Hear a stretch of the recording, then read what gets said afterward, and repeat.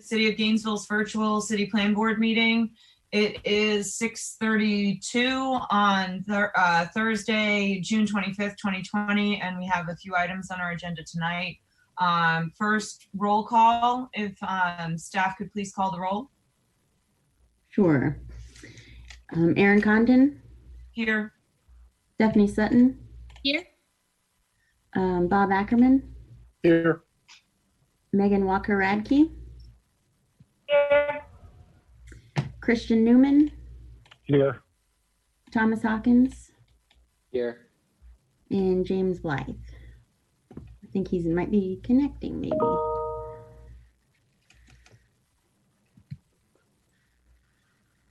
Well, we have a quorum. Okay. If I could have a motion to approve the minutes from approve the agenda. And keep in mind that we have had a request to change the order of the agenda. I move that I guess I'm supposed to raise my hand, right? Anyway, I move that we approve the agenda with the change requested by CHW to take the last item and put it first. Second. Megan, did you just second it? I'm sorry, I froze. Did we get a motion? So Bob made a motion. I'll make a second if we need one. I wasn't sure if Megan did. Yes, I did. Can you guys not hear me? You're better now. Now yeah. Okay, all right, weird. I got it. Thanks.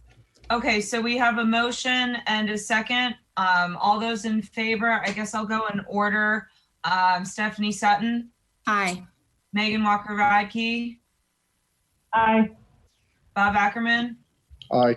Thomas Hawkins. Aye. Christian Newman. Aye. And Mr. Blythe. You're muted.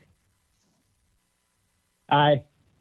All right, and I'm an aye as well, so the motion passes unanimously.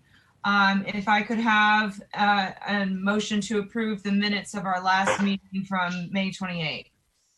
So moved. Second. We have a motion and a second from Mr. Newman.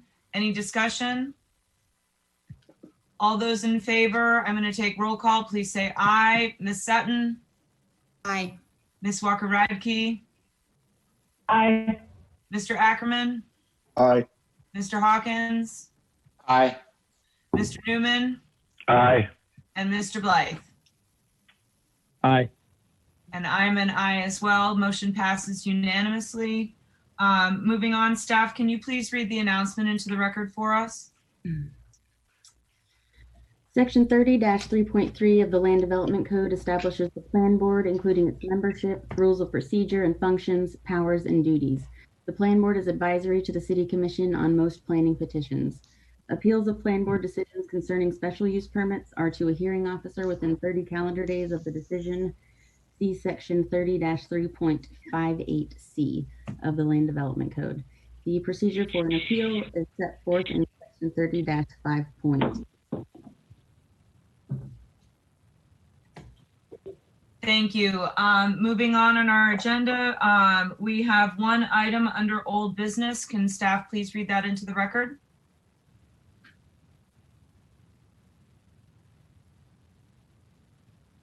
All right.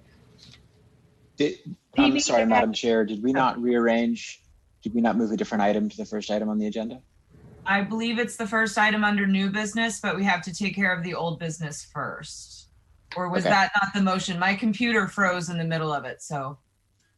I think the first of the movement was that there's a number of people that Mr. Diedenbach has wandering around the state, and it's difficult for them to keep with when we get there. And so he was hoping we could just get to it the very first and get it out of the way and get all these people back on the road or doing whatever it is they're doing. Okay, so the motion we passed that I had trouble hearing, did we move the item from the end of new business to before old business? We did it as the first item we take up. I Okay. moved it. The request was to move it to the first item under new business, so I was assuming that's what the motion was addressing. Okay, that's fine. Is that okay with I- everyone? I don't care.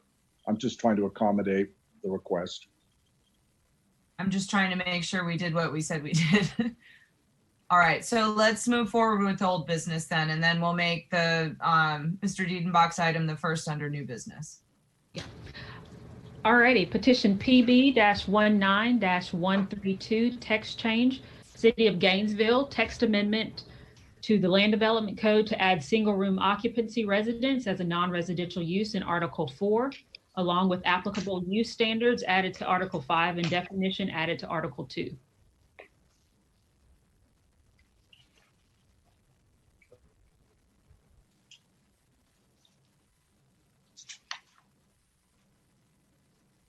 And then do we have a presentation from staff? Yes, we do. Can you see my screen? No. Okay. We did for a second and then it stopped. Okay. Sorry about that. Let me try one more time.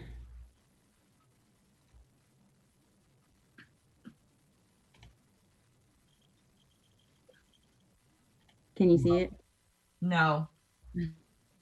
Just a big B. Sorry. Okay. Madam Chair, while Brittany's bringing that up, I did want to let the board know that we did receive word from the city clerk's office that I know you all be really excited, just as excited as we are, that July will be another month of virtual hearings. We thought maybe we would get back to physical meetings starting next month, but the word is that we'll be continuing these virtual meetings through the month of July. Thank you, Andrew. All right, Brittany, we can see your screen now. Okay, awesome. I think she's seeing the wrong screen though. Sorry. Right. Sorry for the technical difficulties. Lawrence, were you saying it was not showing just the slide? Yeah, now it's good. Now click the PowerPoint button, the slideshow button now, and you should be good. You have two screens, so you have to go to the other screen. We can pull it up on our end if you want, Brittany. Yeah, that might be a good idea. Okay. Sorry about that, guys. I think it's my double monitors that are messing it up.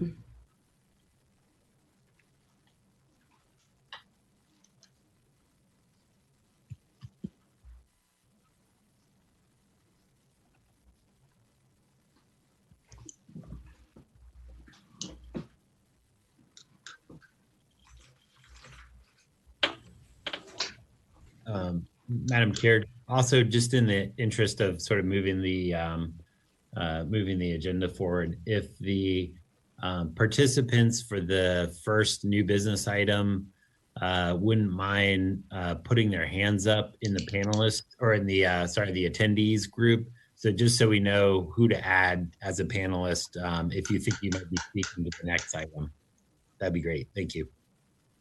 Thank you, Andrew. I think we've got it, Brittany. All right. Sorry for that delay there. So we are talking again about the proposed text change for the single room occupancy residences.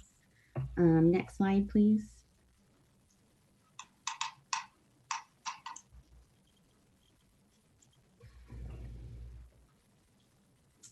So the request again is to amend the Land Development Code to allow for single room occupancy residences as a permitted use. This is a request that is being brought forth as a result of the City Commission and City Plan Board joint meeting last summer, where the board members and commissioners identified some important code updates that they wanted to address.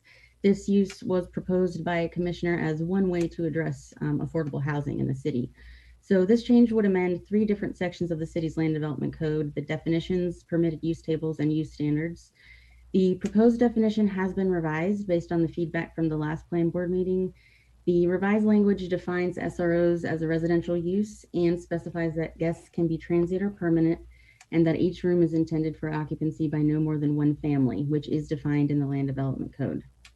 So as you discussed at your last meeting, this type of use is really similar to the dormitory use that already exists in the code today. So what we did was modify the dormitory definition, and the revised proposal is to remove the dormitory large and dormitory small definitions and replace with this SRO definition, which specifies that dormitories are also included. So that complete text language is included as Exhibit A in your staff report. Next slide, please. Thanks. So we also made some changes to the proposed use standards as a result of last month's discussion. For item B, room size, we removed the minimum and maximum room sizes and replaced that text with language that simply specifies that the limit is 1 room. The Florida Building Code contains regulations for minimum room size, and not requiring a maximum will allow for added flexibility. For item D, transportation, we clarified that an SRO must be located within 1/4 mile of a public transit stop.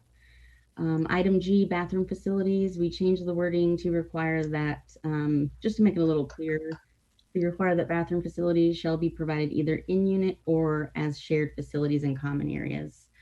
On the issue of bathroom facilities and safety, particularly in regards to showers, we did speak with the city building official about this issue. I know it was raised as a concern at the last meeting.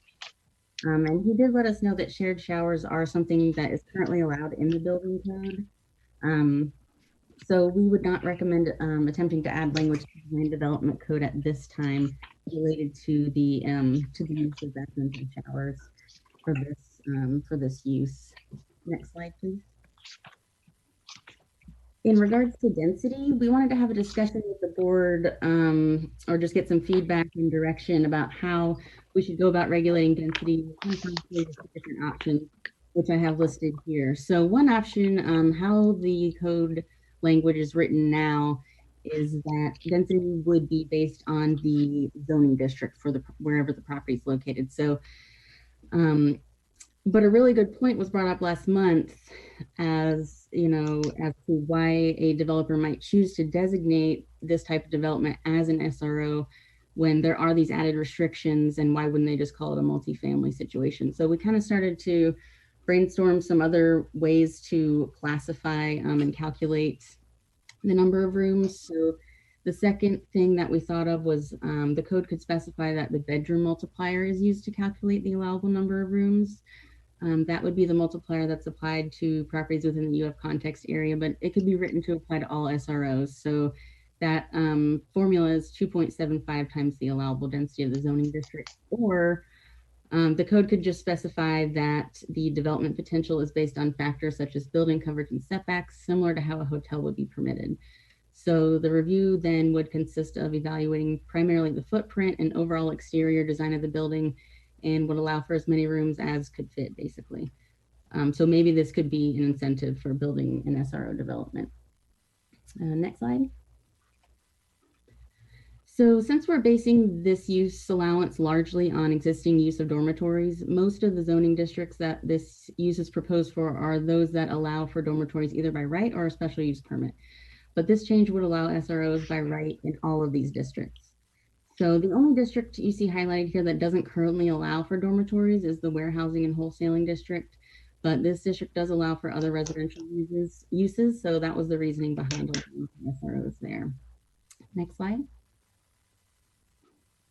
So lastly, we've provided you with some maps as requested at the last meeting, highlighting the areas of the city that would allow for this use based on the zoning districts that are proposed. So this slide shows you maps of the southwest and southeast areas of Gainesville. And then on the next slide, we'll see maps of northwest and northeast areas of Gainesville. So you'll see on the maps and the overall map that was provided that the areas that would be most largely impacted probably would be the east side of town and the southwest part of the city. Next slide. So that was the map of the other parts of town. So with that, staff recommends approval of adding the SRO use to the land development code, and we'd like to have a discussion and get direction from the city plan board on how to address the density with this use. That concludes my presentation. Thank you, Brittany. Before we open for public comment, do I have any discussion? And please use the hand raise option on the chat.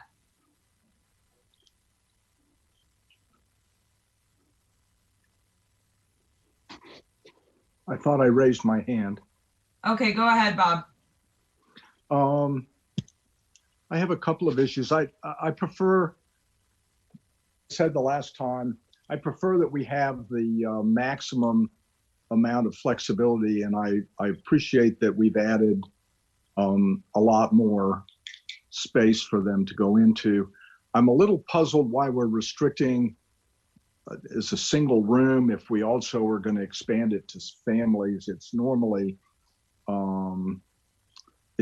not been a family thing, and so it strikes me if we are going to have families, you're going to want to allow probably the market to determine if you can have more than one room, since you may want to have a room for kids, some way to separate people. That's, I guess, and the density issue, I think I would treat it like a hotel, and because I think you need some incentive to do this, and I think treating it the third choice, that we basically treat it as a hotel based on footprint and other things rather than make it a multiplier. Thank you, Bob. Ms. Walker-Radke. Thank you. Brittany, I'm just looking for a little clarification. My audio was being a little wonky. Can you clarify what you said about shared showers being allowed or disallowed in the code? Yes, so in the building code, the land development code doesn't address it, but the Florida building code does allow for shared showers. So when we talked to the building official about it, he advised us that there's not really the types of restrictions, I guess, that you guys were kind of talking about last time. They're just allowed. So we didn't think it was really a good idea to try to put something in the land development code for that, but that was staff's opinion. So I guess the concern that I expressed last time, I still have, that if this is something that is just for single men, then my point here is moot. But if we want to include women or children, or frankly, even gender non-conforming people, then having something other than just one giant, fairly open, shared bathing and bathroom facility, I think is important. I think otherwise we're going to be excluding fairly vulnerable populations in our community that could benefit from this. So I would like to have a discussion about, is this just for single men, in which case shared facilities are fine, or are we trying to reach out and include other individuals? And in terms of, I don't necessarily suggest requiring, two separate bathrooms, men's or women's or something like that, but something that seems to have worked in other public spaces is to maybe have require a certain number of family style bathrooms, as a multiplier for the bedroom, something that's just basically an enclosed space, a room with a locking door that includes a bath, a shower and a toilet, so that anybody who doesn't feel comfortable using the shared facility would have somewhere to go. And that could also be located near the shared or the larger space, and kind of keep costs lower that way by consolidating all of those bathing facilities and the plumbing in that area. But I would like to have a conversation if we are wanting to include women, families, children, and people who are gender non-conforming and might not feel comfortable walking into a large shared bathroom at 3 a.m., then I think we need to have this conversation. So thank you. Thank you, Ms. Walker-Radke. Mr. Hawkins. Thank you, Madam Chair. I want to just comment on a couple of things that I've heard. One, in response to what Ms. Walker-Radke said, I could go either way. I kind of think that whoever builds these may have in mind who their market is and develop a bathroom situation that they think caters to that market. Yes. But if you have language in mind, Megan, that you wanted to propose, I'd probably support it, because I think you thought about this, and I would support what you've concluded after that analysis. I don't, on the density question, I could support either going with a bedroom multiplier or going with multifamily. But I don't think that I don't want to not have a density limit at all. If we have a situation where if we don't have a density limit that's related to the density limit for other development product types, we're sort of creating a situation where folks may want to, it's kind of the opposite of what we talked about last time. Folks might want to classify a development as an SRO instead of multifamily, because then it removes their whatever cap they have on the number of units. So I think we should, in that sense, treat it similar to other development products. And I could go either with just a regular multifamily cap or the bedroom multiplier that we use in the university context area. And I think those were all the questions or all the comments that I wanted to make. Thank you, Madam Chair. Thank you, Mr. Hawkins. Ms. Sutton. I would just say, as far as the bathroom issue, I agree with Mr. Ackerman. We need to, allow as much flexibility as possible. A developer of a unit like this or a project like this is going to have suitable units for who their audience is. I don't believe that they would decide to put families on a floor with shared bathrooms, for example. We're not mandating that. We're allowing in-unit restrooms. They could also have multiple, restroom facilities in the hallway. So I agree in just having flexibility in letting them do it. For example, so I think of, my husband works for the fire department. I think of how the fire stations are set up. Most of the recent fire stations, basically, they have multiple individual bathrooms off of a hallway. So you go into a bathroom and there is everything that you need in there. So it's not necessarily attached to your room, but it is, once you're in that room, the shower, the toilet, the sink, everything is in that room. And so, they have males and females, and whoever's on shift happens to use the hallway baths. And it works out well. And I can see something similar to that working here, rather than like the typical, old style UF dorm shared shower situation. Even dorms don't build that way anymore, if you've seen the recent dorms on campus. So I don't think that's the product that we're going to get. I don't have a problem with having shared bathrooms off of a hallway that people are using individually at separate times. And then this also allows for the restrooms on the units. So I think the developers are going to be smart and develop the restrooms in the way that they need to suit the audience that they're trying to serve. I think the way it's written is okay. If you have a text amendment, I'd be happy to hear, what your suggestion is, but I feel comfortable with the developers making the right decision for their audience. Thank you, Ms. Sutton. Mr. Ackerman? I just had two follow-ups. One, I agree with Ms. Sutton. My view was not huge gang bathrooms, but was more the model that, and I know I'm a million years old, but 50 years ago in German youth hostels, they just had row of rooms. And in fact, I think they charged, put a coin in it, and it was a bathroom and a shower, and, you used it and then you left. Somebody else came and got it after that.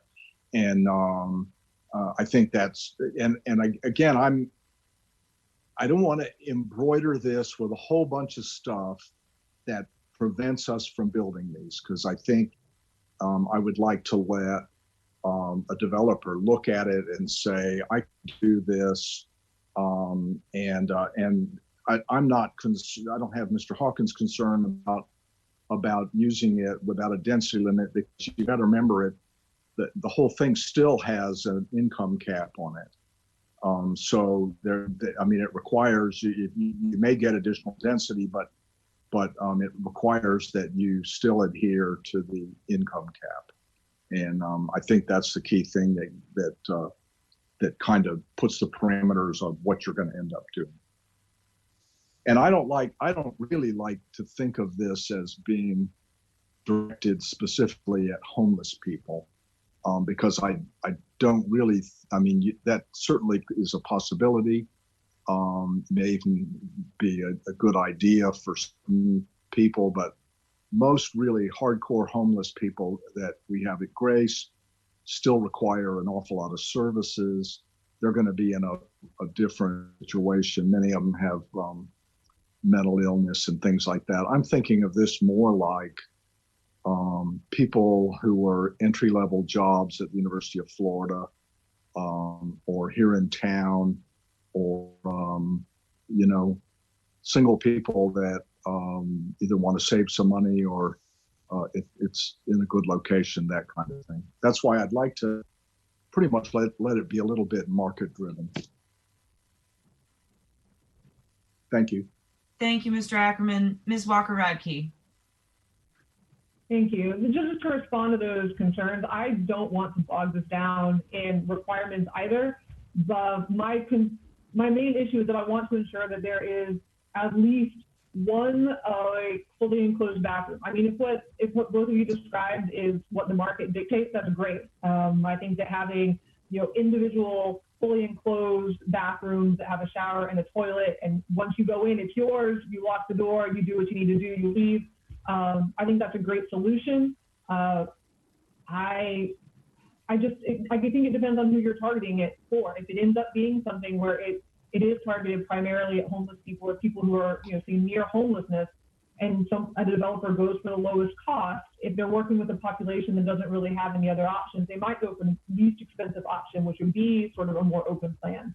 So my main concern is that there just is at least some facilities that would allow someone to have privacy for whatever reason they need to have privacy. And if there's one family style bathroom per floor, I don't know if that would be too onerous. If that's what the market is going to dictate anyway, then I think maybe tossing in some language that says that there needs to be at least one fully sustained bathroom per floor. If that's what's going to happen anyway, I don't think that's too much of an extra burden. But I don't know, I'm sort of uncomfortable leaving it completely open-ended in the event that something is constructed that does not allow for individuals to have that sort of privacy if they need it. So if I were to propose an amendment, it would be to say that there needs to be at least one fully enclosed bathroom per floor. I'm not totally tied to that, but I think that would probably be the easiest solution to get at sort of the issue that I have with the way it's currently written. Thank you. Thank you, Ms. Walker-Radke. Mr. Hawkins. Thank you, Madam Chair. I lost my window with the PDF file. I was going to try to make a motion that captured everybody's thoughts, but I couldn't translate Member Walker-Radke's comment fast enough because I couldn't find my window.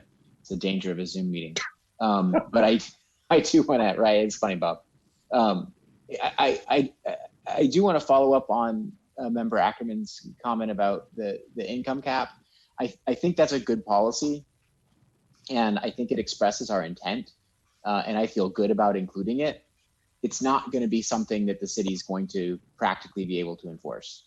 If we don't have a licensing requirement for this kind of use, where every year people have to apply for a license and provide their rental rates, the city's never going to send code enforcement.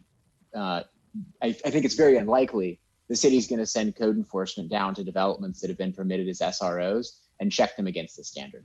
And I think certainly the city would probably have that right. But then what's the answer, right? You've been operating for 5 years, but you lose your development permit. That doesn't make sense, right? So I support that policy being included, but I don't think that's a practical limit on how these uses are operated unless we make other major changes to the code. And I share the view expressed by other members that we shouldn't further bog it down. We should go ahead and get it to the city commission. But I do think that either the multifamily density cap or the bedroom density cap is appropriate, whichever one the majority of the board supports. Thank you, Madam Chair. Thank you, Mr. Hawkins. Mr. Newman. Thank you, Madam Chair. I guess in terms of the density, I mean, so wouldn't the density be, the highest density be determined by whatever the minimum size of the rooms would have to sort of be? I mean, isn't that there's already sort of a minimum size of what a room would have to be, and that would sort of be the density? So, I mean, are we is there already potentially a maximum density just based off of kind of square footage of the building and the minimum size of the rooms? And are we wanting, are we wanting bigger rooms? I mean, would this kind of drive that we'd have to have sort of bigger rooms? I mean, I'm just curious what, so I guess to me, I seem that this, we want sort of flexibility, but I don't know, it seems like we're, by maybe sort of putting some of that in, we might be sort of determining or kind of driving what this might end up looking like. Thank you, Mr. Newman. Mr. Ackerman. I think, thank you, Madam Chair. I think that, first of all, there is no minimum room size in this current ordinance that we're looking at right now. There was in the last one, but there isn't in this one. I think the underlying density we're talking about is density of the district in which they're trying to build it, which would be, 30 units per square foot per acre, something like that. And then it would have to be built in, obviously, with setbacks and all that kind of stuff. You end up with a calculation that says how many people can live there. Pretty much the same way we do all the other developments we do. Thank you, Madam Chair. I was just trying to be helpful. Thank you, Mr. Ackerman. Mr. Hawkins?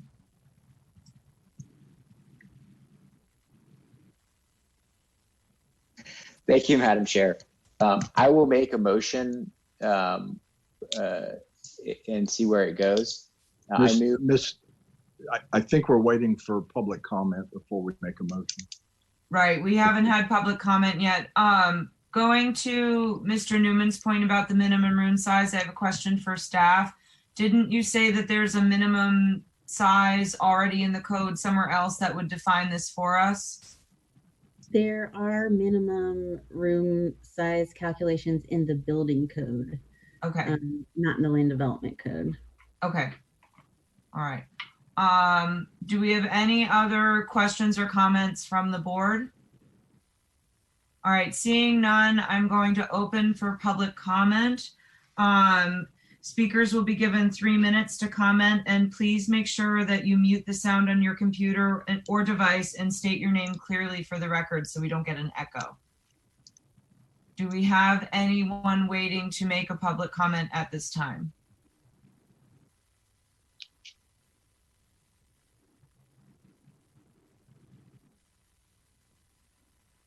Mr. Hawkins, do you have a question while we wait?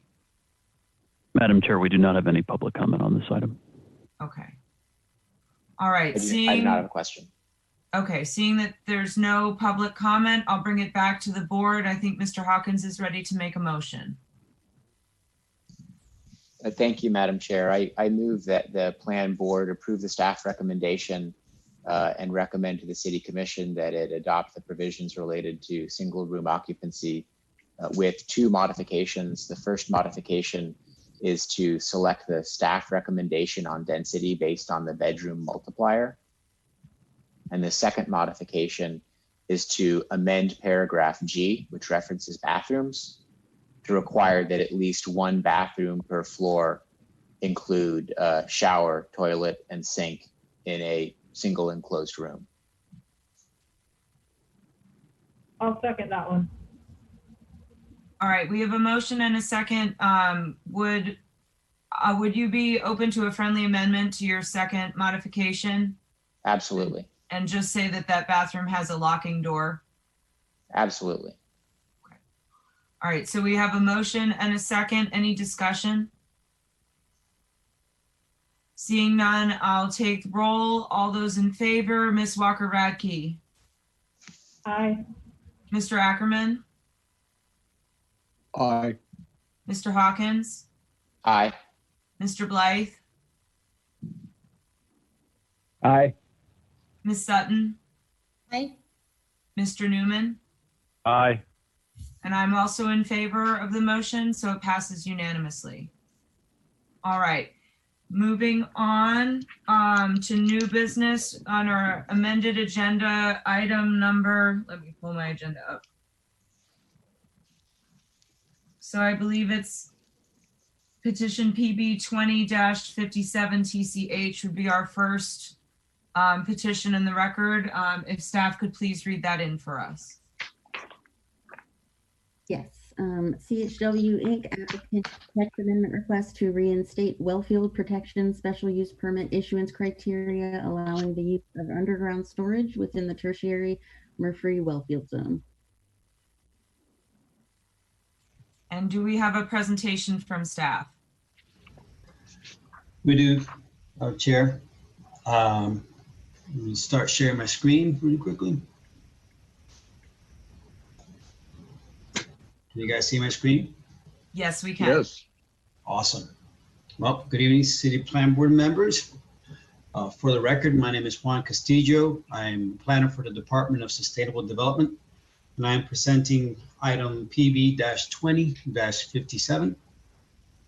The item before you this evening is a privately initiated petition by CHW for a text amendment to the Wellfield Protection Special Use Permit issuance criteria to include an approval mechanism for underground storage of petroleum in the tertiary wellfield protection zone. Currently, review criteria for a wellfield protection special use permit prohibits underground storage of petroleum within the secondary and the tertiary zones of the Murphy wellfield.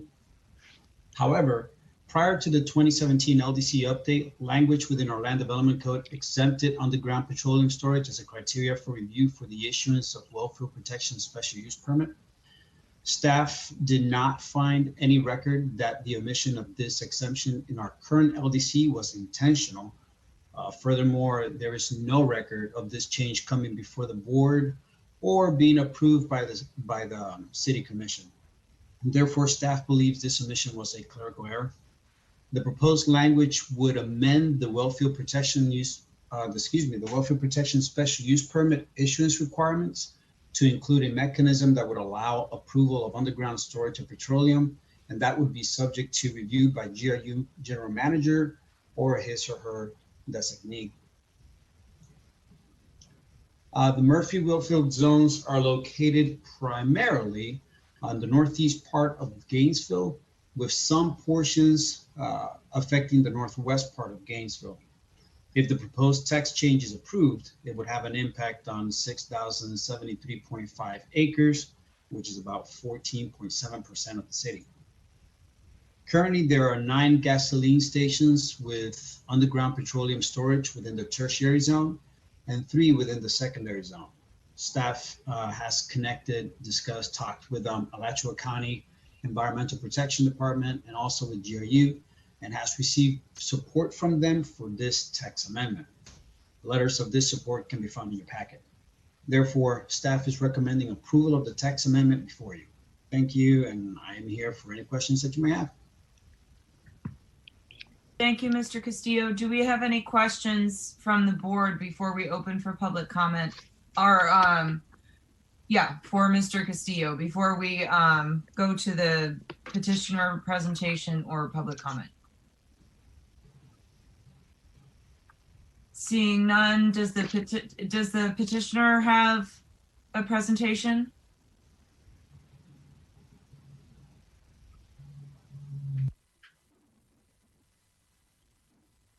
No, that was the link over. Can you all hear me now?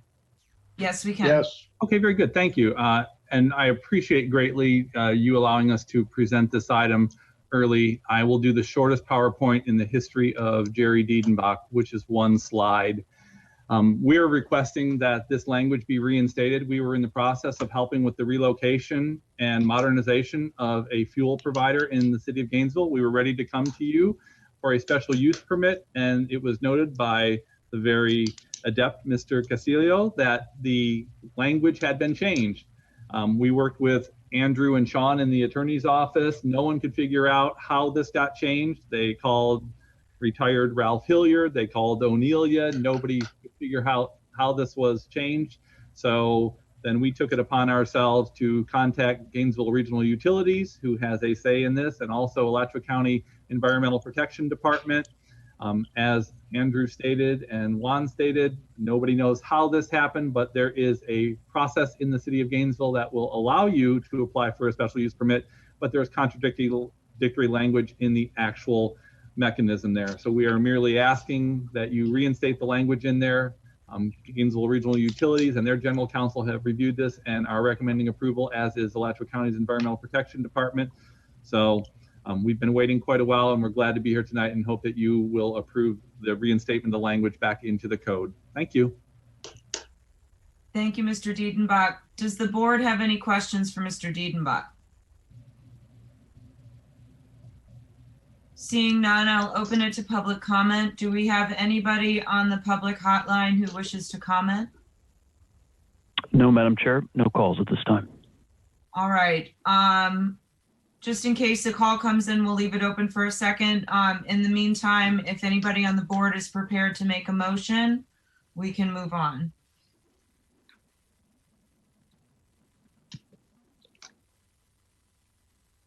Mr. Ackerman? I can't find my raise hand button. Just keep waiting. Madam Chair, I move that the City Plan Board approve petition PB-20-00057 based on the testimony we've heard here today, together with the report from the city staff. We have a motion. Do we have a second? Second. We have a second from Mr. Newman. Any discussion? All right, I'll do a roll call. All those in favor, Ms. Walker-Radke? Aye. Mr. Ackerman? Aye. Mr. Blythe?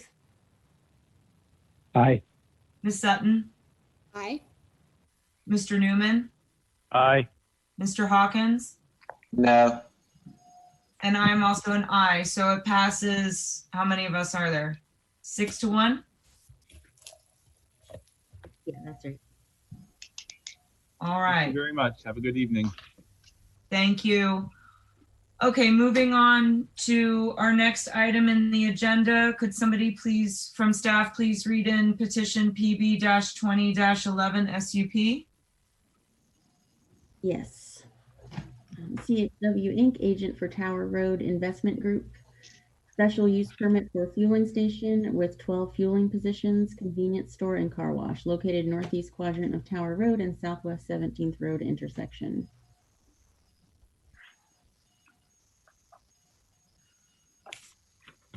And do we have a staff presentation? We do, Madam Chair. Good evening again. This is Juan Castillo. Let me share my screen with you.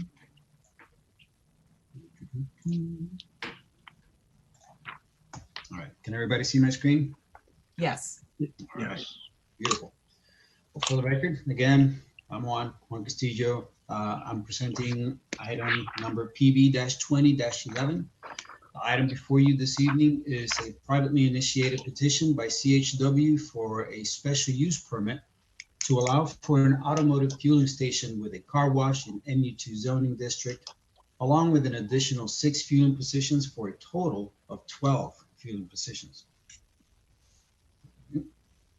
The subject property is located in the northeast quadrant of the Tower Road and southwest 17th Road intersection. All right, you can see it right there on your screen. Currently, the property is vacant and is part of the Market West development. The property is approximately 1.5 acres and lies within a mixed-use medium density land use with mixed-use medium intensity zoning. Staff has reviewed the application before you and has found that it meets the special use review criteria found within our land development code. This includes consistency with the comprehensive plan, compatibility with surrounding land uses, and special requirements for particular uses. In this case, regulations for car wash, automated or service regulations, and regulations for gasoline and alternative fuel stations. The full review can be found in your report. As a note, staff received 1 letter of opposition to this item with a primary concern of the impact of additional traffic. Also, there were some concerns raised regarding pedestrian safety in the existing site plan design after the submission of the staff report. Staff and the applicant met to brainstorm options to improve pedestrian access to the building which I believe they'll be discussing in their presentation. With that said, staff is recommending approval with conditions of the special use request before you. Thank you, and I am available for any questions that you may have. Thank you, Mr. Castillo. Do we have any questions for staff on this item? Seeing none, we'll move on to the petitioner. Does the petitioner have a presentation on this item? Good evening, Madam Chair, Plan Board members. Ryan Thompson with CHW, agent for the applicant. I will be giving a brief presentation. If you bear with me while I get that started.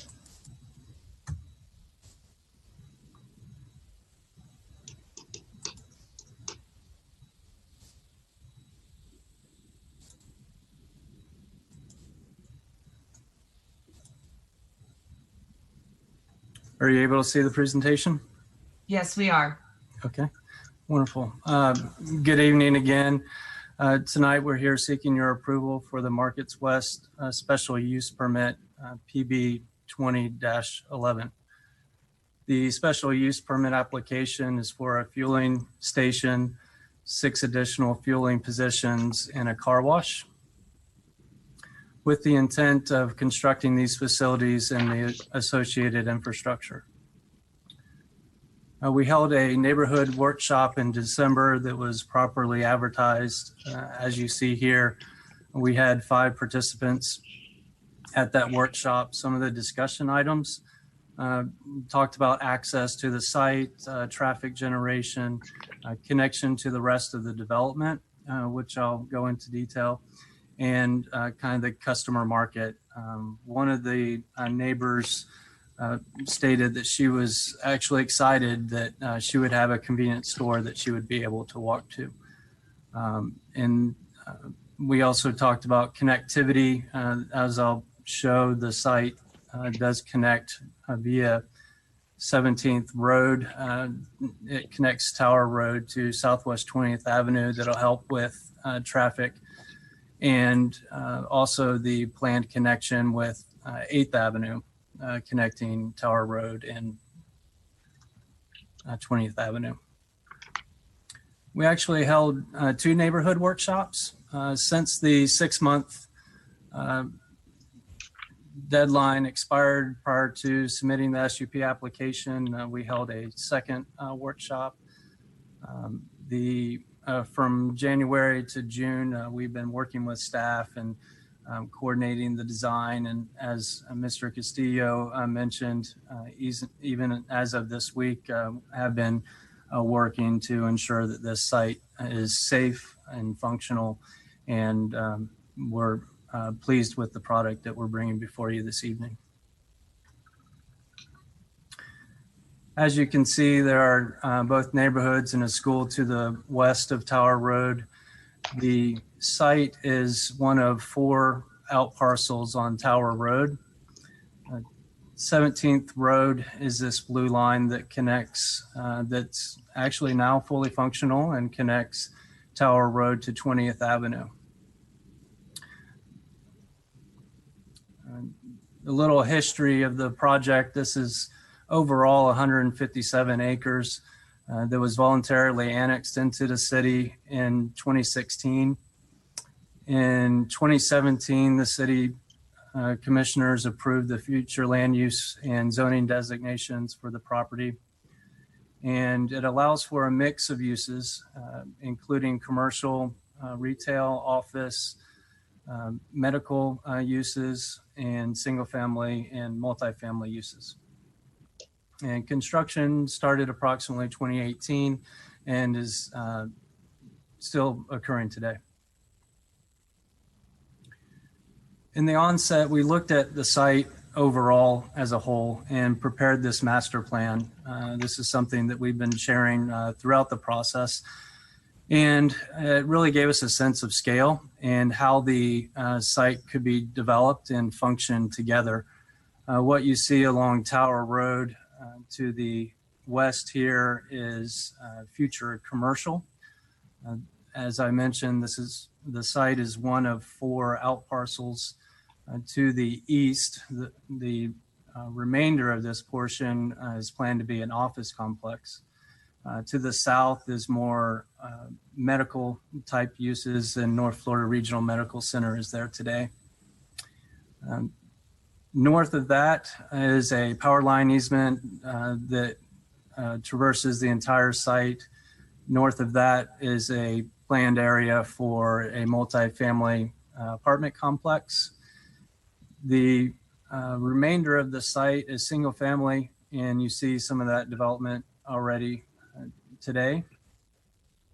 I should mention on this slide that stormwater from the beginning was master planned, and so there would be no stormwater requirement within the MU2 area. And then a little portion, maybe 3 acres on Southwest 20th / 24th Avenue for a couple retail or service uses there, possibly dry cleaner or something of that nature. This is a little closer site. You see some homes here wrapping around this street, stemming off of 17th Road. The site is located here to the south. This is an aerial of the North Florida Regional Medical Center use, which is primarily, so the point of this slide is we took that master plan and generalized the land uses from that. And that's what led us to the future land use and zoning categories that are on the site today. This is an oblique aerial of the site, the most recent that we're able to obtain. As I mentioned, construction's occurring every day. So there is a paint store that's planned to go right in this location, just south of the Dollar General that's there. There may be space for another 1,000 to 1,500 square foot retail, quick service restaurant or type use immediately north of the project site, and then our sites here bound in yellow. This is a North Florida Regional Medical Center space, and then additional office would go in this area here. This is the office complex that I mentioned, and then the remainder, as you see, would be homes for the majority of the site. This is an aerial view of the same extent. You see the Oak Hall School is to the west. The Dollar General, this is the location of where the paint store would go, the additional 1,000 square foot use, and then our site.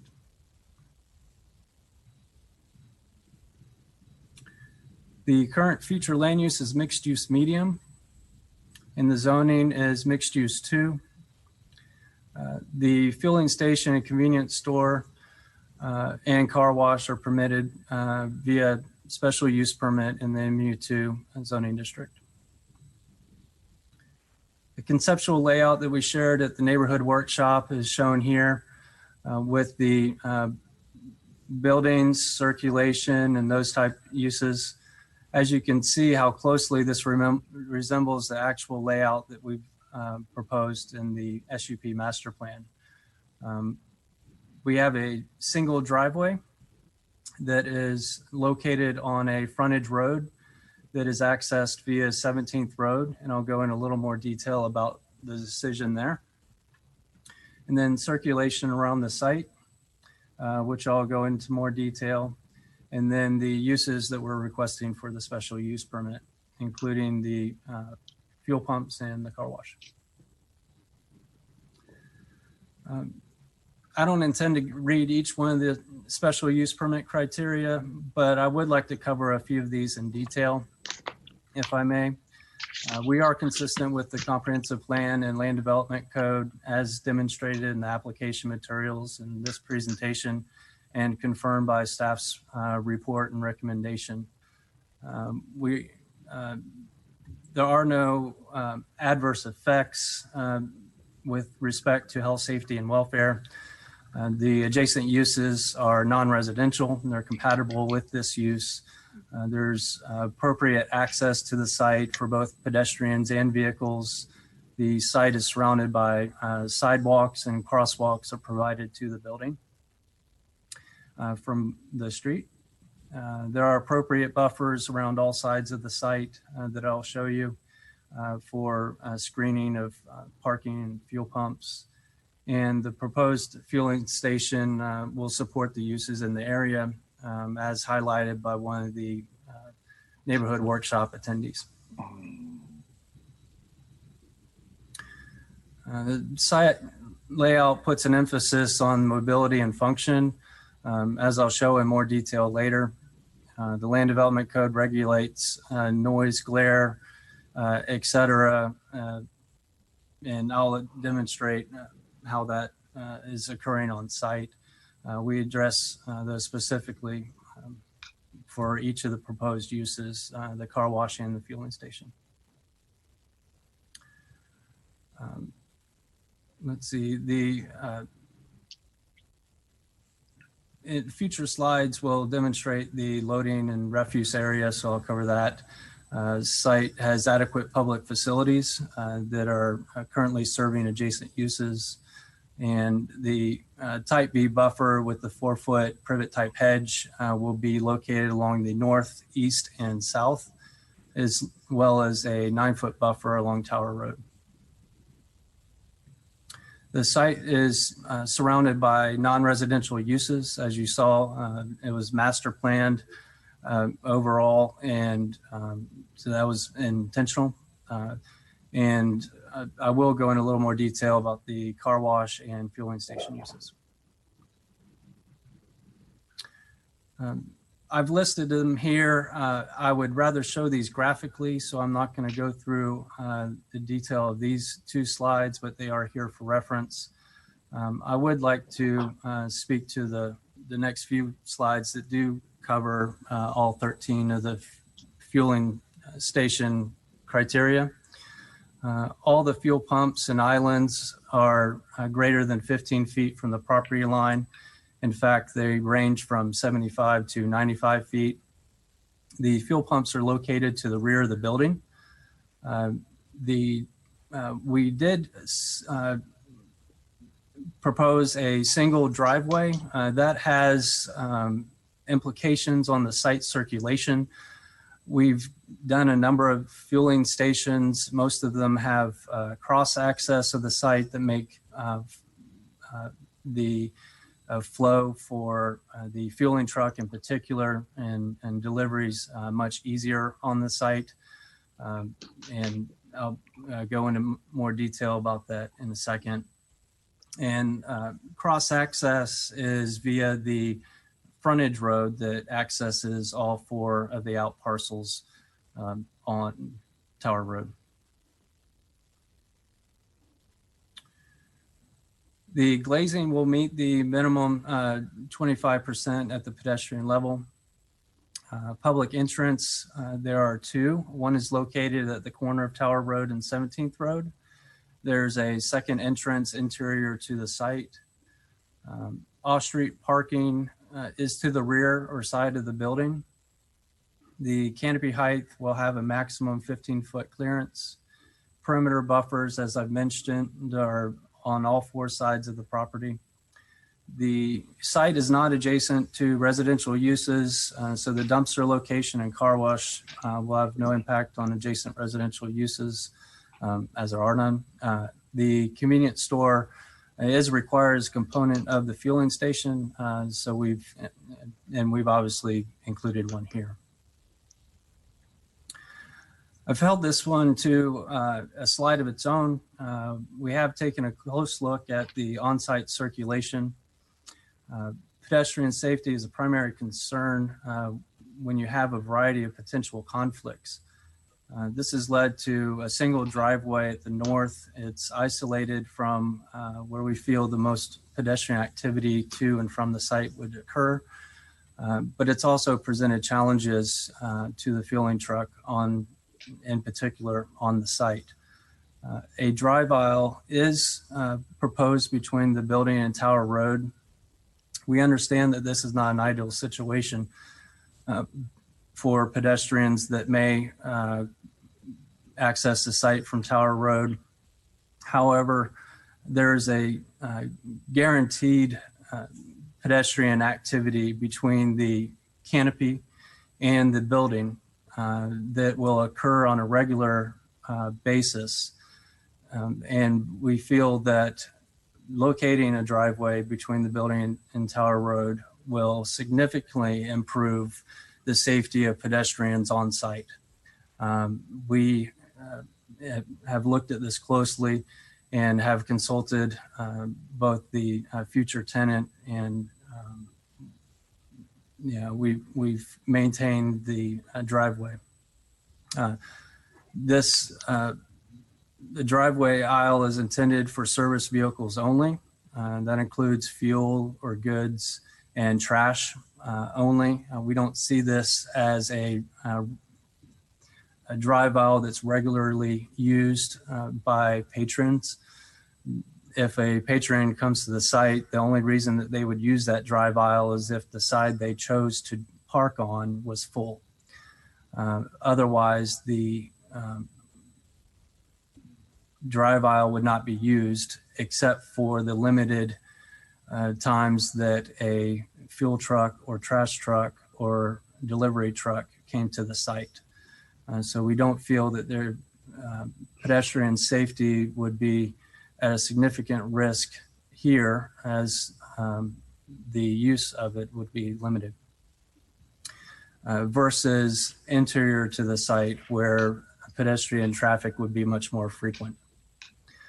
In addition, if you look closely here at the circulation for the fuel truck, as they enter the site, they are required to fuel from the passenger side.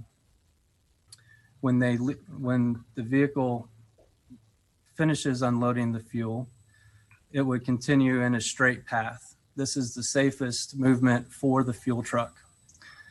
Then it would traverse the drive aisle, passing 2 pedestrian crosswalks, highlighting the need for safety and awareness of pedestrians. As it turns the corner, pedestrians would see the truck moving, and the truck would have a clear view of any pedestrians that may be in front of them. And the truck would safely exit the site. Alternatively, if the truck was not able to use a drive aisle, its first movement after unloading its fuel would be an immediate left in front of the building, where a car may be coming into the drive without realizing the fuel truck is in motion, or a pedestrian that's crossing. It's a much less safe movement for the fuel truck and the patrons and vehicles on the site. The truck would then have to navigate entirely within the interior of the site, making a sharp movement and passing by the canopy again, and then swinging out to make a very sharp turn out the driveway. This is a very limited and restrictive movement, and we feel much less safe than what we've proposed. And so the focus and concentration has been on the higher frequency of potential conflicts interior to the site. We have looked at a few ways that we can enhance the pedestrian safety in crossing the drive aisle. They include the 5 that you see before you. We're not opposed to any of these enhancements. We feel that each one could be accommodated on the site, and we welcome a discussion about any one of these.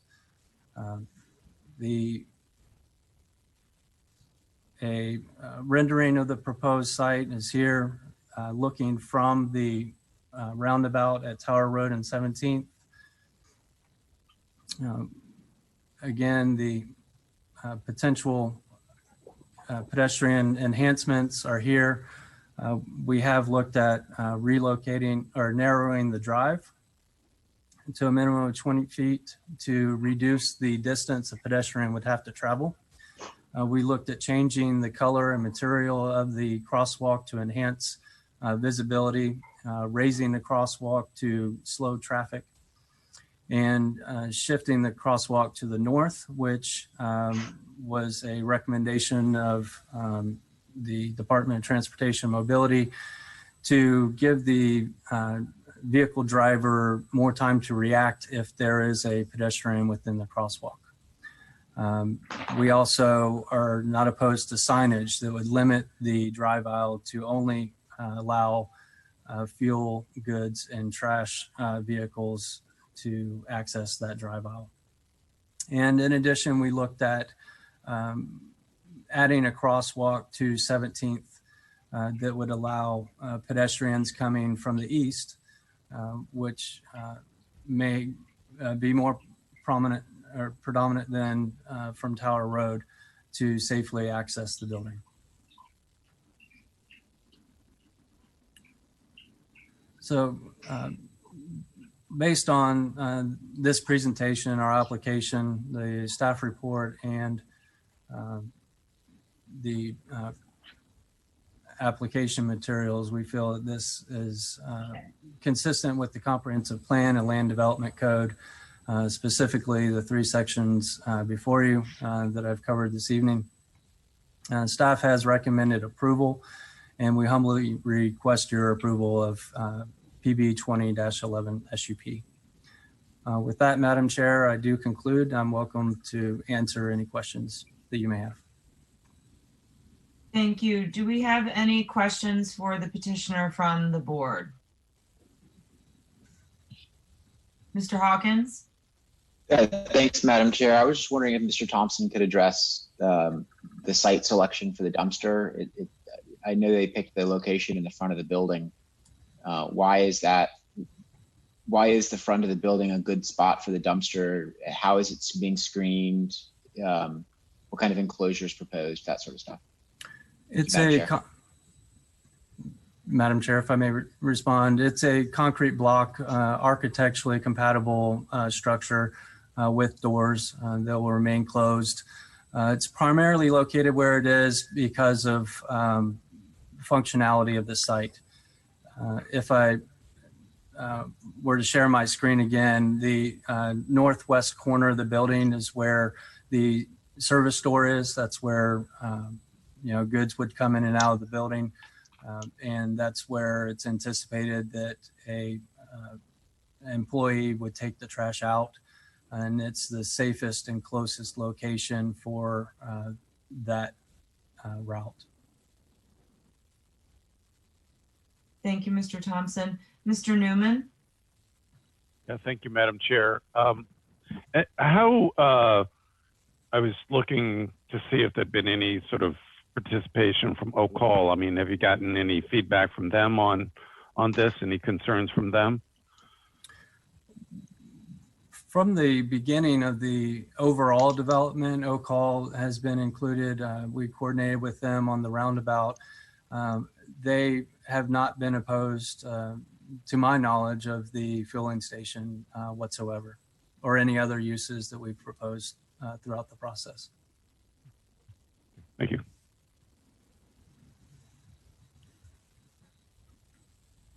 Thank you, Mr. Thompson. Do we have any other questions or comments from the board? Mr. Ackerman? Thank you, Madam Chair. Regarding the options for the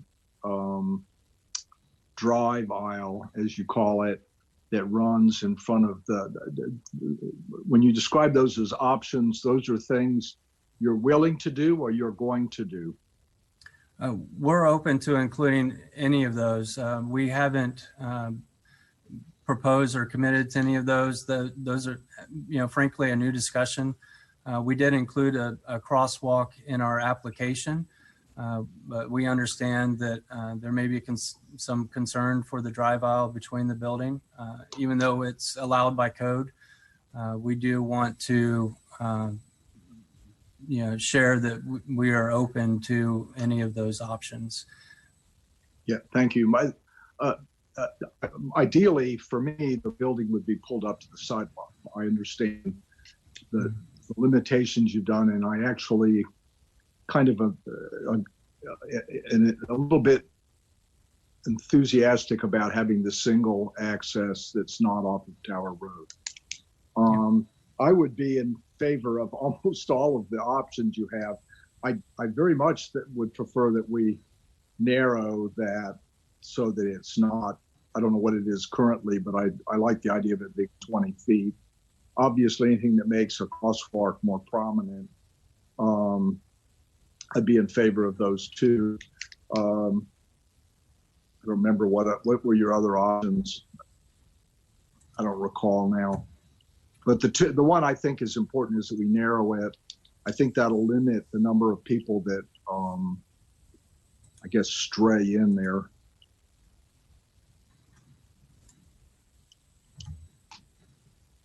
Are you able to see my screen again? Yes, I am. Okay. I definitely limit the access to service vehicles. And I don't know if a raised crosswalk is essential. And I don't really understand the shifted crosswalk to the north. I'm assuming the location of the crosswalk would ideally, hopefully, be useful.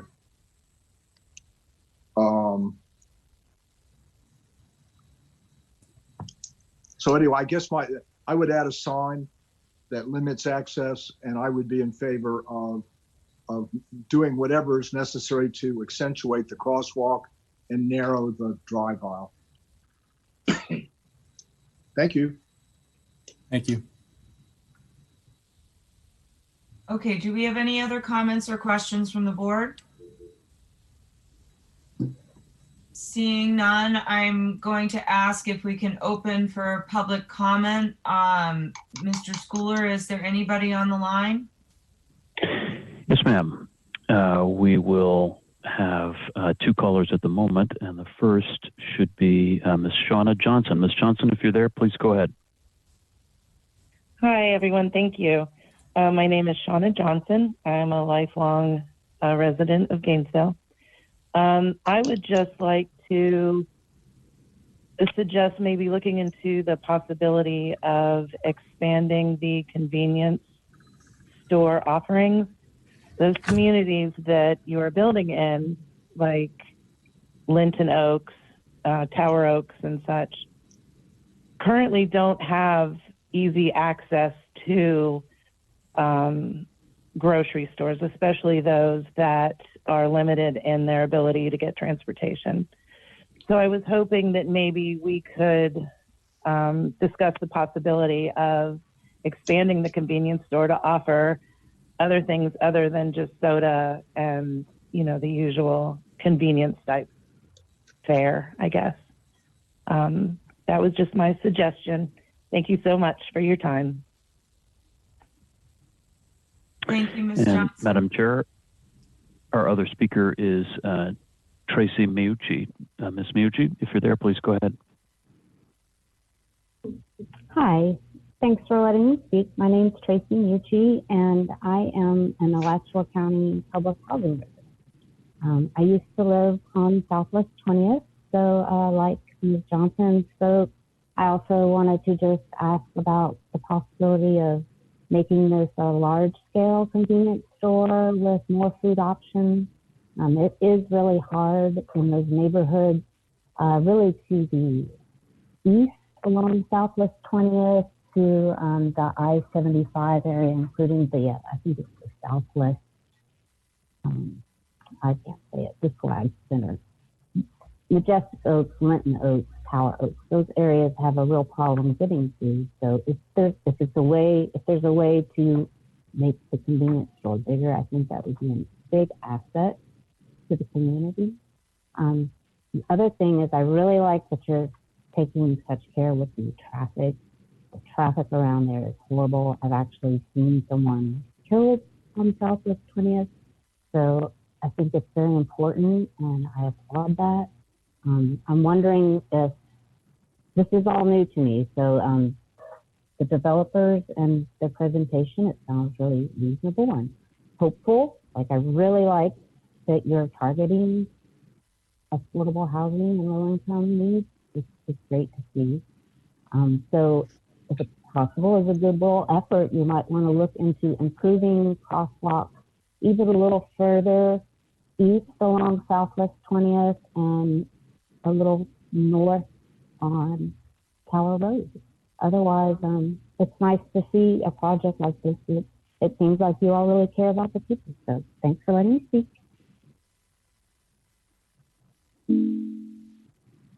And Madam Chair, those are the only two speakers we have from the public. Thank you, Mr. Schooler, and thank you, Ms. Johnson and Ms. Mucci, for calling in.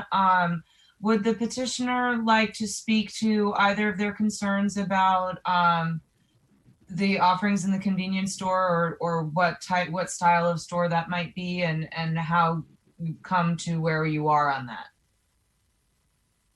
that?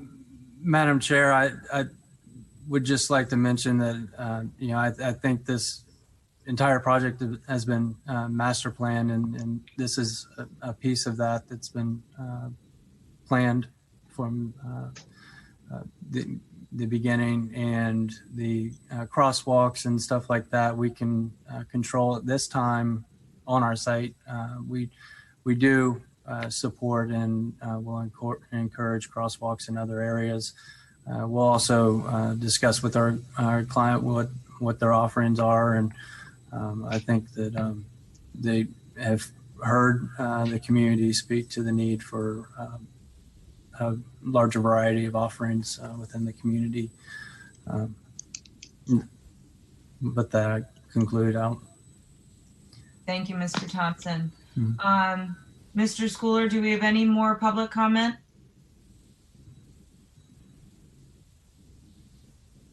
I'm assuming since he's quiet that we don't, so I'll... We don't, Madam Chair. Yeah, sorry about the delay. That's okay. I'm gonna close public comment now and bring it back to the board for discussion or for a motion. Oh, Mr. Persons, do you have something that we need to know?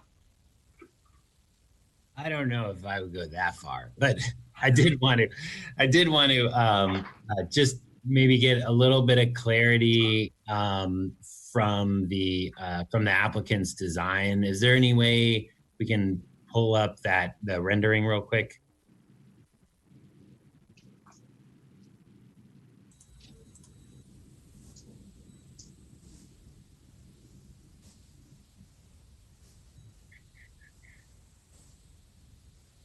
Okay, so when we're talking about narrowing, can you go, Ryan? Can you go to the proposed rendering with the? There you go. So when we're talking about the narrowing of the drive aisle, the area that's kind of like the extension of the sidewalk, would that be like the new curb line, so that the area is the drive aisle is actually like narrowed, or is that part of the raised crosswalk portion? I just want to, since we're going to be working on finalizing the site plan, if this is approved, I just want to make sure that we understand what the board is potentially going to approve. And that's it. Madam Chair, would you like me to respond? Yes, please, Mr. Thompson. Okay. We do want to be considerate of the traffic or the movement of the fuel vehicle. I've highlighted the inside and outside of their track that was produced using computer-aided design software. And as you can see, it is very tight, even at the 27-foot width for the driveway. So we do want to take a close look at that when we do prepare our development plans. I've held off of that inside track, if you will, about 5 feet, about the width of the sidewalk. And it's an estimation at this point. I think that as far as narrowing the drive aisle, we wouldn't want to reduce it at any point less than 20 feet. And as long as the fuel truck is able to, as long as the fuel truck is able to safely navigate that without mounting curbs and possibly destroying infrastructure, I think we're open to narrowing that drive aisle. Thank you, Mr. Thompson. We have a question from Member Hawkins. I didn't have a question. I was going to go to general comment. If there's board members who have questions, I would defer. You are the only person with your hand up.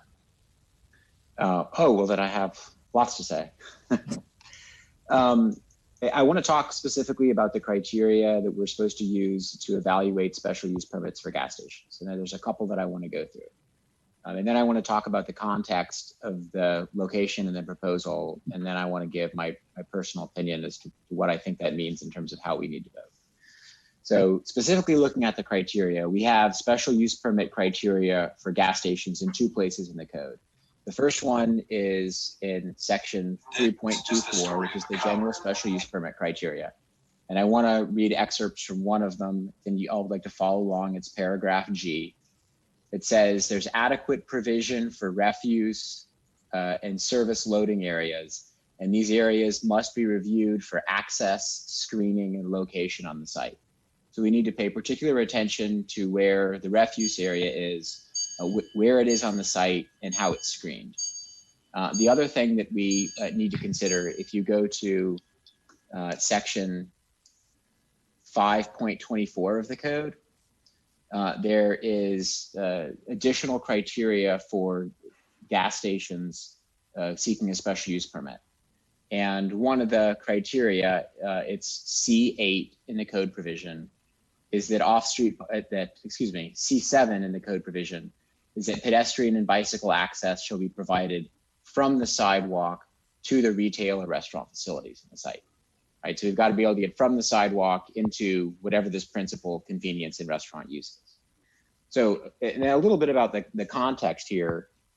Tower Road's largely a residential area. We've got tens of thousands of homes, both in apartments and single family homes, but it's not just residential. There's an elementary, middle, and high school immediately across the street from this location. You've got medical services very close to this location. There's a public library across the street and down a short way. There's lots of reasons to expect that folks, including kids, are going to be doing a lot of walking in the area, bike riding in the area. One of the public commenters mentioned some of the apartment complexes that make up part of the Southwest Gainesville or Alachua County Triangle area. There's a lot of folks who are transportation disadvantaged who live in this area. That's a little bit about the context where this use is proposed. If I lived in this area and I saw us propose putting a dumpster that yes has a masonry wall, but doesn't have any special landscaping screening and is literally in the front of the building and along Tower Road, I would be frustrated. If I was someone who is trying to walk to access the site and the routing took me through either a 27-foot driveway aisle intended for service vehicles or a 20-foot driveway aisle for service vehicles, I know I wouldn't feel like I was making a comfortable approach to the building. So we have specific standards in the code that tell us when we should issue special use permits to uses like this. And they specifically address location of the dumpster. And I don't think putting a dumpster in the front of the building meets the standard. They specifically address screening for the dumpsters. Mr. Thompson didn't describe any of the screening except, of course, a masonry wall. And they specifically describe being able to get from the sidewalk into the building, and we don't provide that in this circumstance. When I read that standard in the code, I think the same thing that Mr. Ackerman said. That means that the building's at the street frontage, that you can go from the sidewalk into the building, like the code describes. So, I'm interested in hearing where everybody is on this. But I frankly, we've got neighbors on Tower Road, and I think this doesn't do right by them. We need to ask the applicant to go back to the drawing board, either by denying the application or continuing it for them to resolve these problems. Thank you, Madam Chair. Thank you, Mr. Hawkins. Do we have anybody else who has comments or would like to make a motion?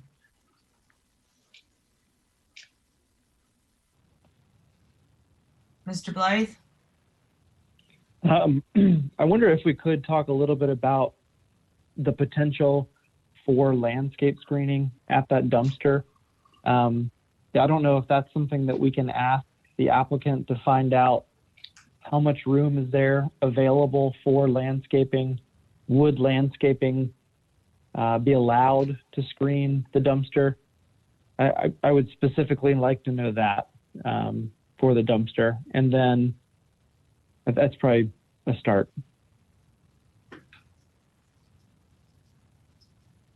Ms. Walker-Radke?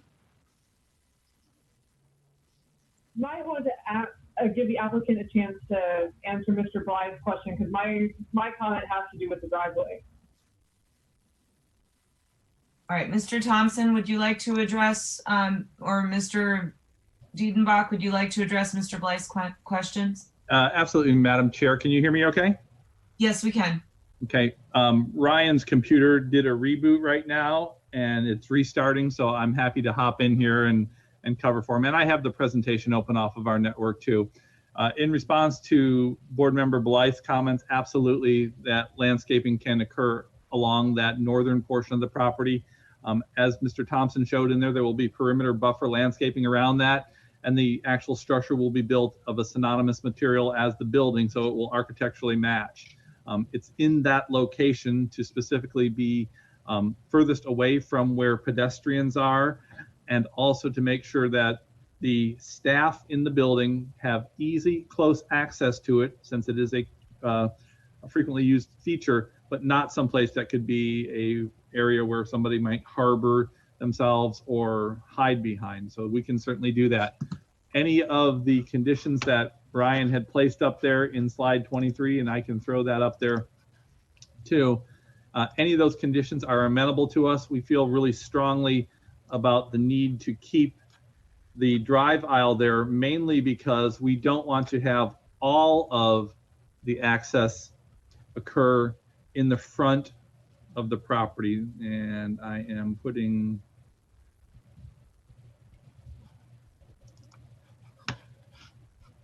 that portion of the presentation up there.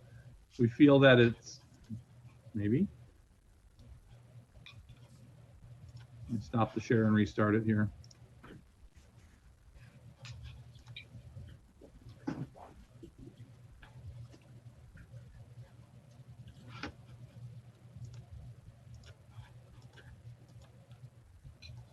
I'm going to move the zoom up here.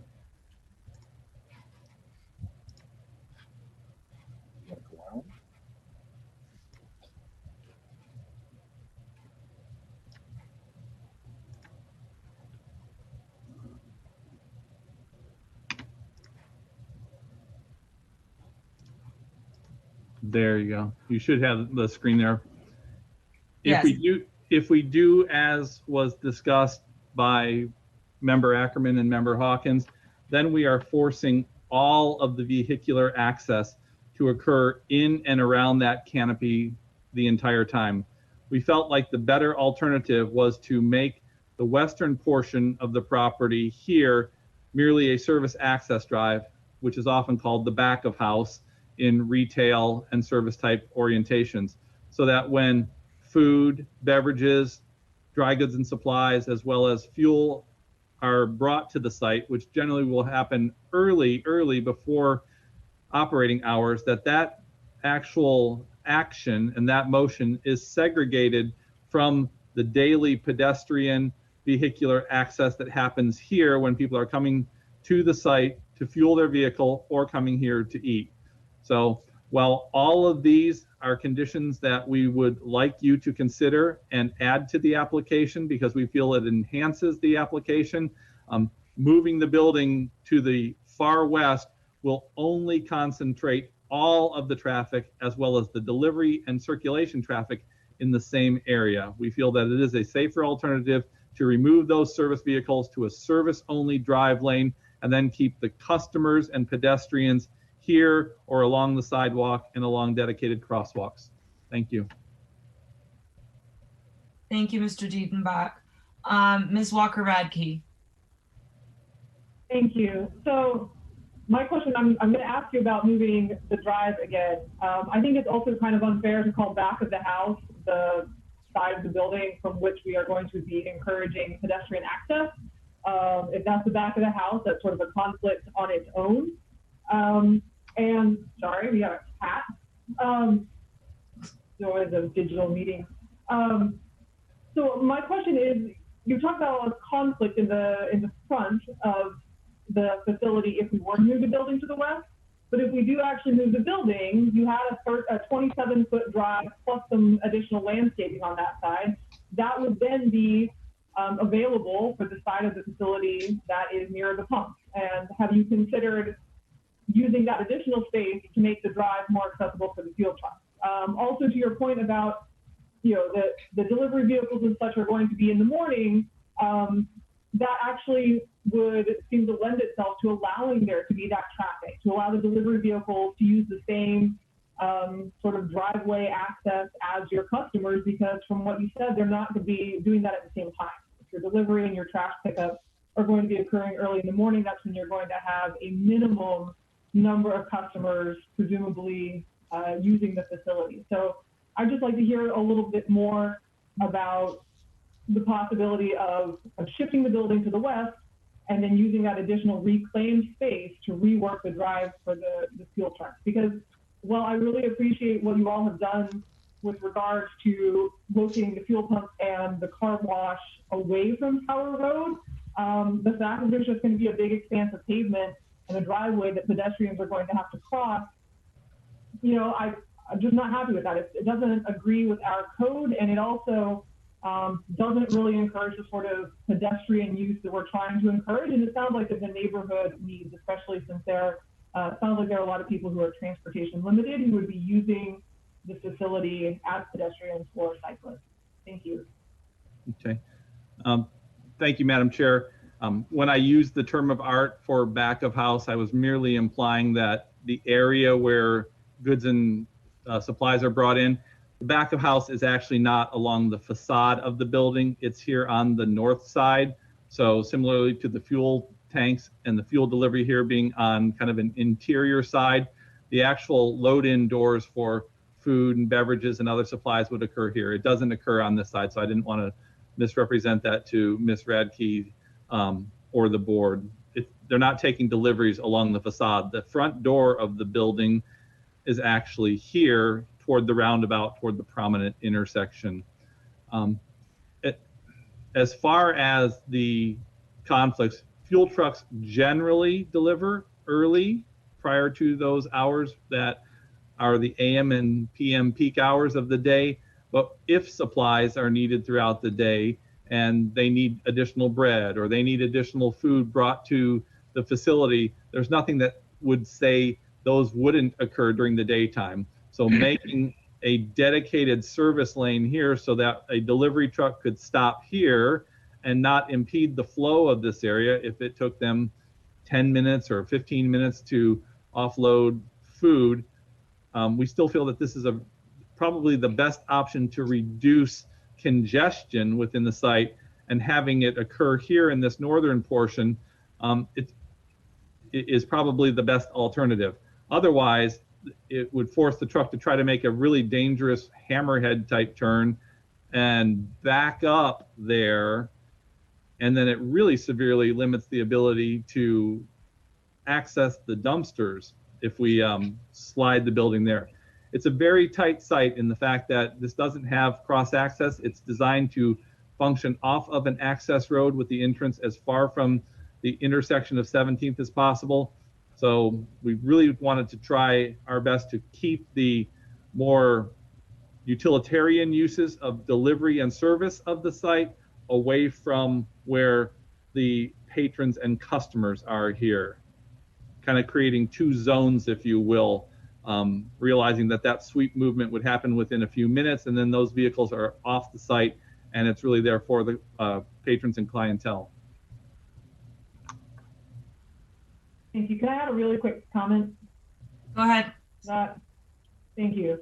I understand what you're saying, but I'm hearing sort of conflicting information about, on the one hand, it's going to be really quick, so that we're just going to be in and out.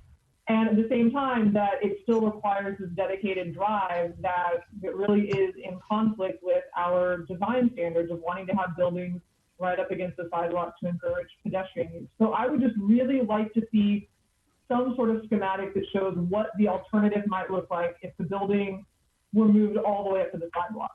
Maybe it is so tight that, as you're saying, that it really isn't practical, but I would like to see some evidence that you all have tried that path, that you all have tried to put it up against the sidewalk in compliance with our code.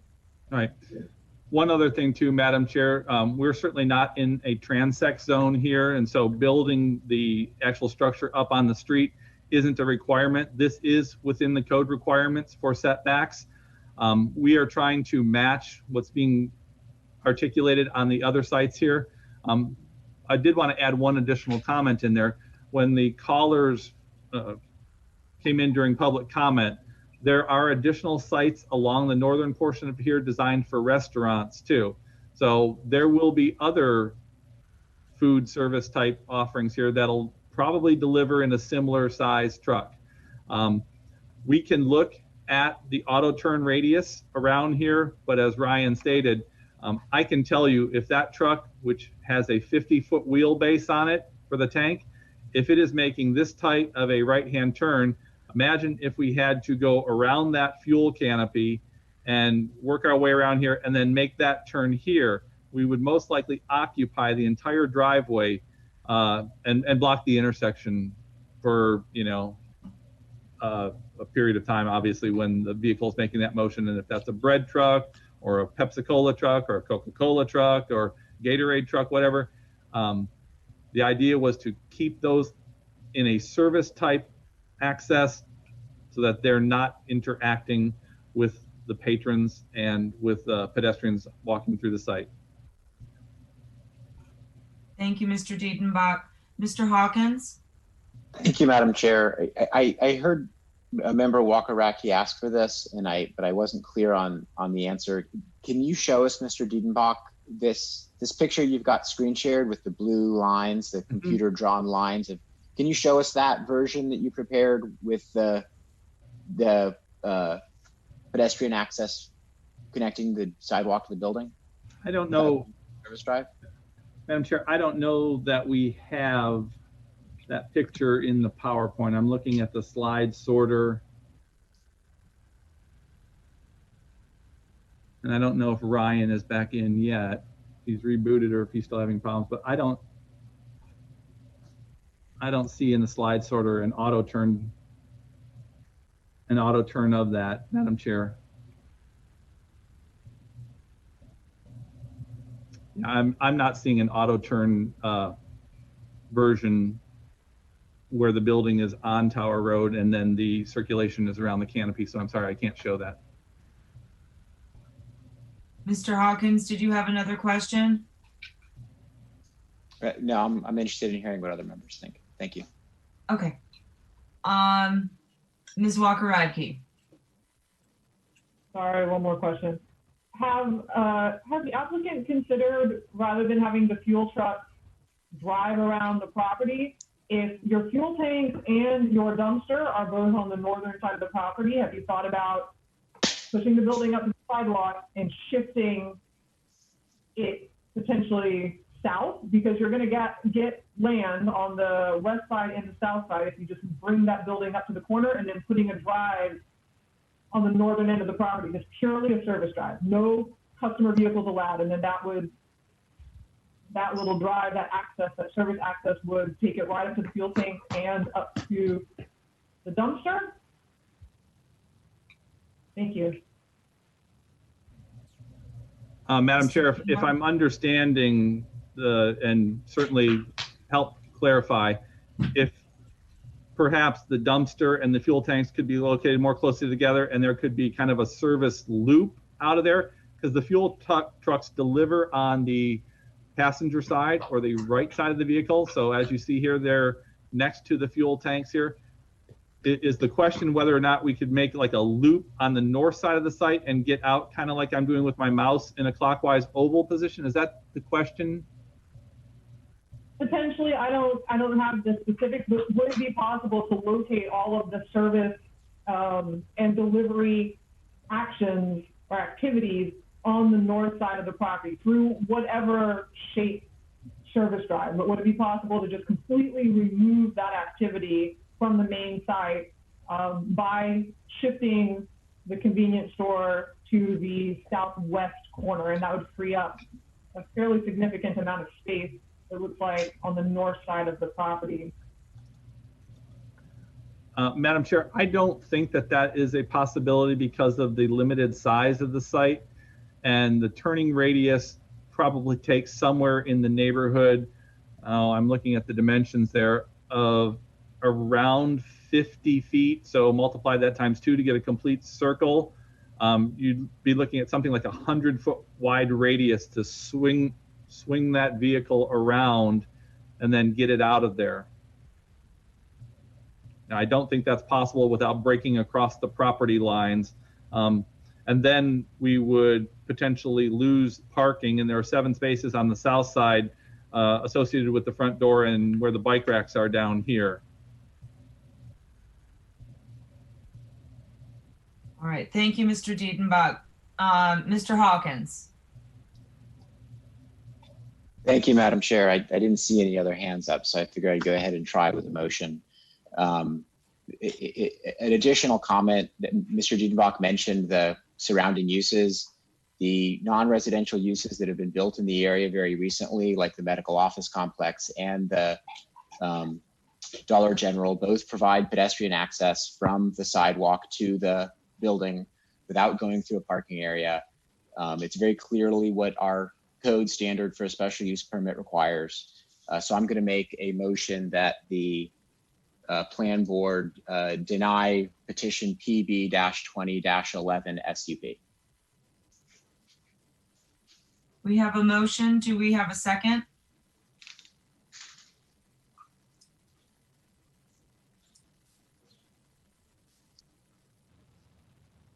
I'm having, okay. If we could unshare your screen, Jerry, I think that would help us see what's going on here. Sorry. Thank you. There you go. All right, so we have a motion. Do we have a second?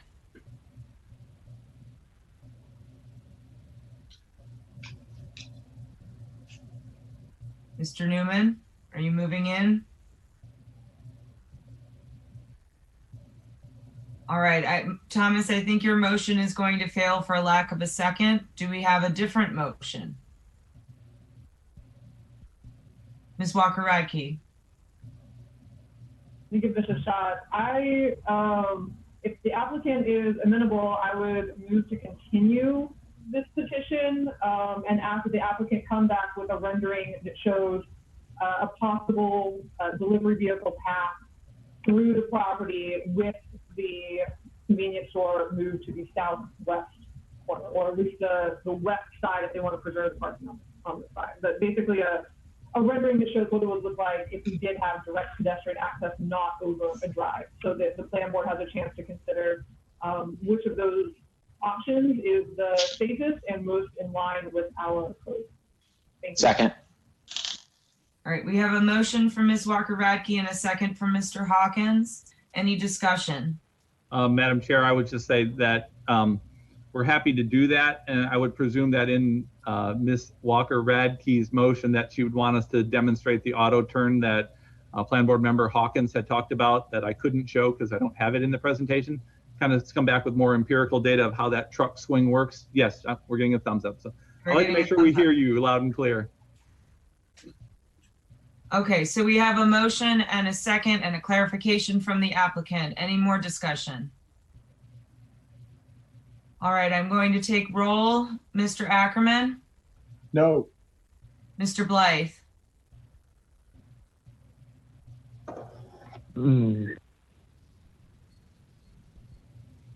It's like law school. You got to answer right now. Can I ask a question, or is it too late for a question? Go ahead. With a 1-month push, does this change anything to do with any of the anything that would expire that would then trigger a complete redo cycle, or are we really just talking about 1 month? Mr. Diedenbach?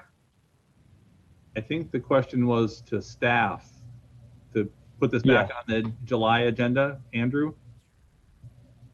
Yeah, I mean, we can definitely put it on the very next agenda. I mean, I guess from what I'm hearing from the applicant, there would be a preference to continue as opposed to the board just making a condition of approval that the building get moved to the sidewalk on the west side, because that's also an option that the board has. But yeah, we will put it on the next agenda if it gets continued.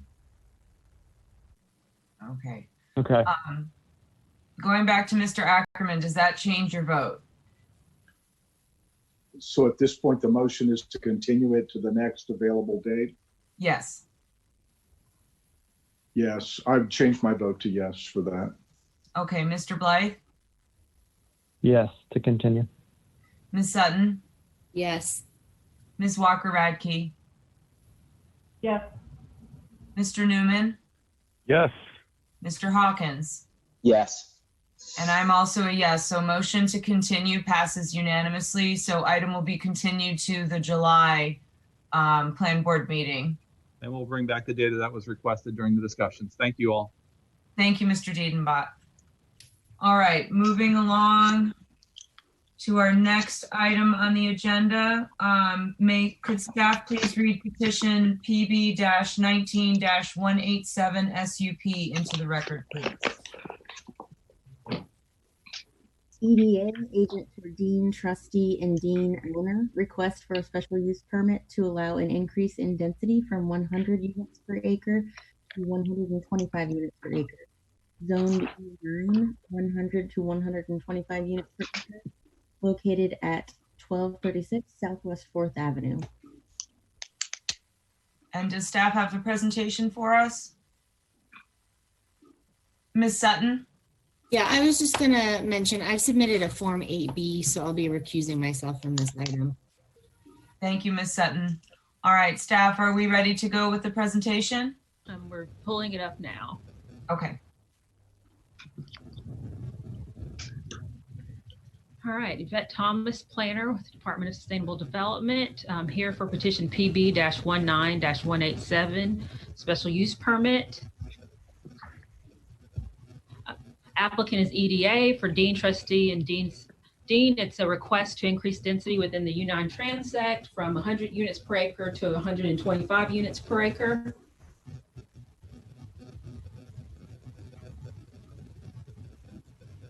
A little bit of information about the project. It's located at 1236 Southwest 4th Avenue. The site is currently vacant and they're proposing again a multi-family development. Property is just under half an acre. To the left, you'll see an elevation of the proposed development, and we'll kind of get into that a little bit later. They're proposing a 6-story multifamily building at 54 dwelling units with 124 beds. The surrounding land use is urban mixed use high to the north, as well as immediately to the east and west. Far west, we have education. Far east, we have mixed use residential. Surrounding zoning is U9, U5, and educational to the west and again to the south. And here's just a couple of photos. This is a combination of Google Street View photos and just some photos that I actually took. To the left is the building that previously occupied the site. To the right is what the site looks like now. The building has now been demolished, and you can kind of see some of the newer development located just behind and just north to the side of the site. Again, these are another photo is just west to the site that fronts on Southwest 13th Avenue. And again, we have the site that's just located east. That's the adjacent or apartment complex that's just next to the site. It's about a 4-story multifamily building. This is that same building with a view from 12th, and you can kind of see the different kind of types of developments in that area. Single story, two-story, more kind of single family home types, but those are all, of course, rentals. This is the street view of the building that's directly across from the site. And then to the right, that's just a couple of other buildings that are just along that area. This is just the street view. It's kind of hard to get a lot of the pictures, a lot of trees. So I had to kind of do a combination of Google Street View and some just photos that I also took. So based on the review criteria for special use permits, staff finds that the application and the request meets the review criteria and recommends approval. What we're going to do now is bring up the information that Sarit provided just concerning some of the elevations. She met with the applicant just to kind of discuss and provide some ideas in terms of the design of the development. So just let us switch over to that really quickly.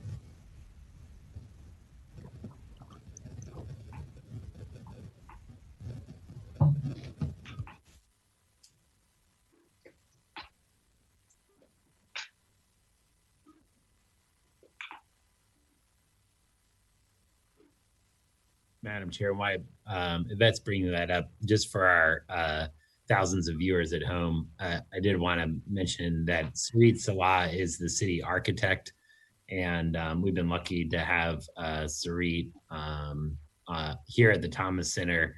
Sarit is going to be helping us with architectural reviews for larger buildings moving forward, and I think will be a real asset. Thank you, Mr. Persons.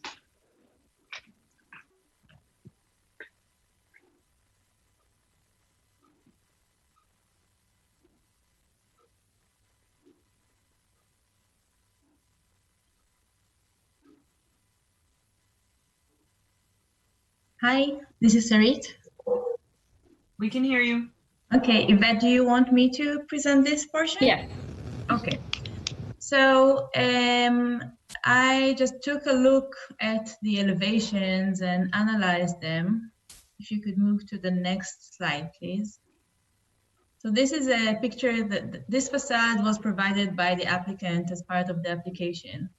And I tried to do an analysis of what I see. And what I saw is two components. One is highlighted in this slide, which is, in my opinion, cohesive design elements, some vertical openings with mullions. You can see the verticality of the openings. You can see horizontal bands and horizontal crown at the roof line, and an earthy color palette, right? The beige, the red, the brick.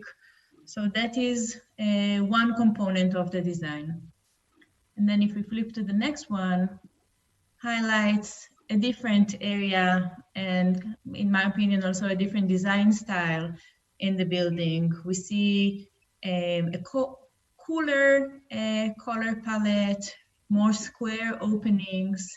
The roof line at the front, single-story building does not match what we see at the top of the building.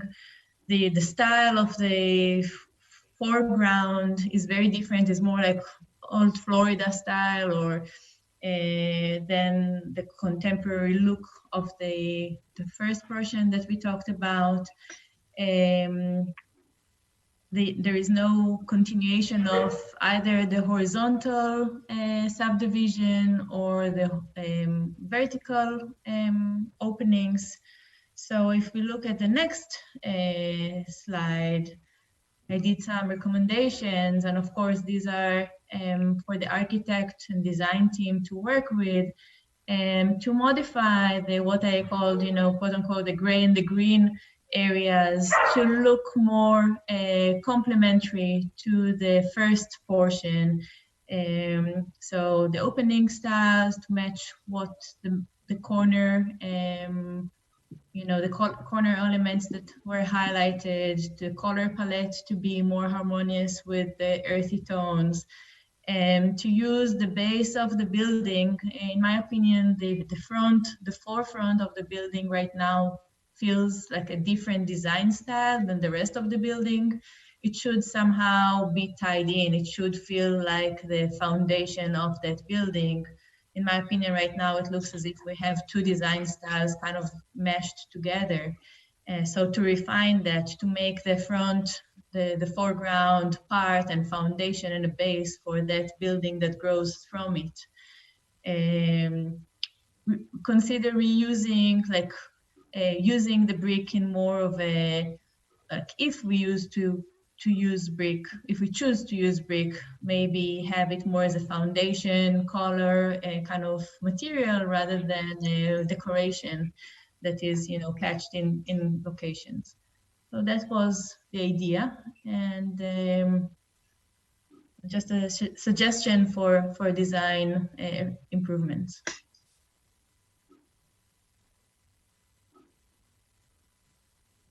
Okay, thank you. Do we have any comments or questions from the board?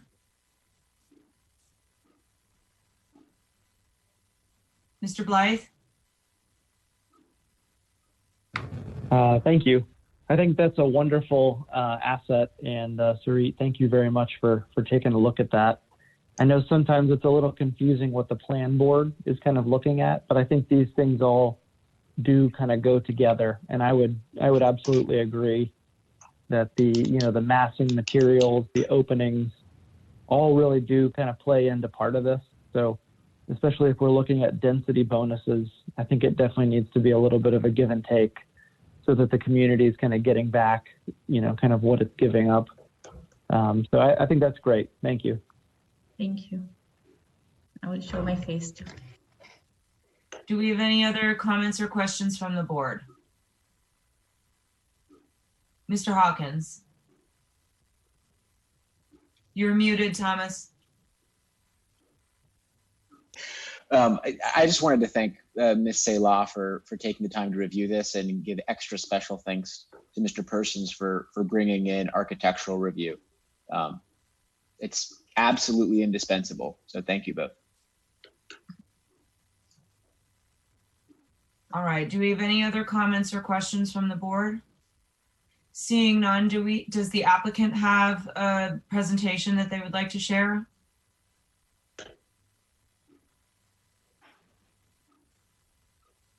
Onelia, we can't hear you. Yes, we do. Thank you. And we'll go ahead with that. First of all, it is a pleasure to be with the Plan Board this evening. Madam Chair and Plan Board members, it's great to see you again, since we've all been sort of in hiding for a while. We have a presentation and I'm going to share my screen with you and do that now.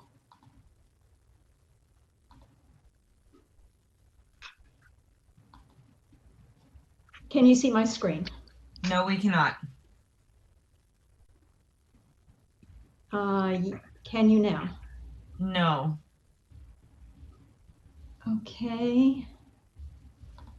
And we also have a copy, Onelia, if you want us to pull it up on our end. Yeah, I'm not sure why I'm having technical difficulty, but let me try to share again.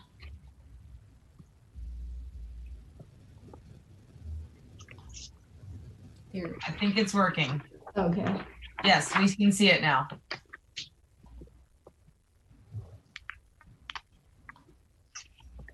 Give me a second to get it up.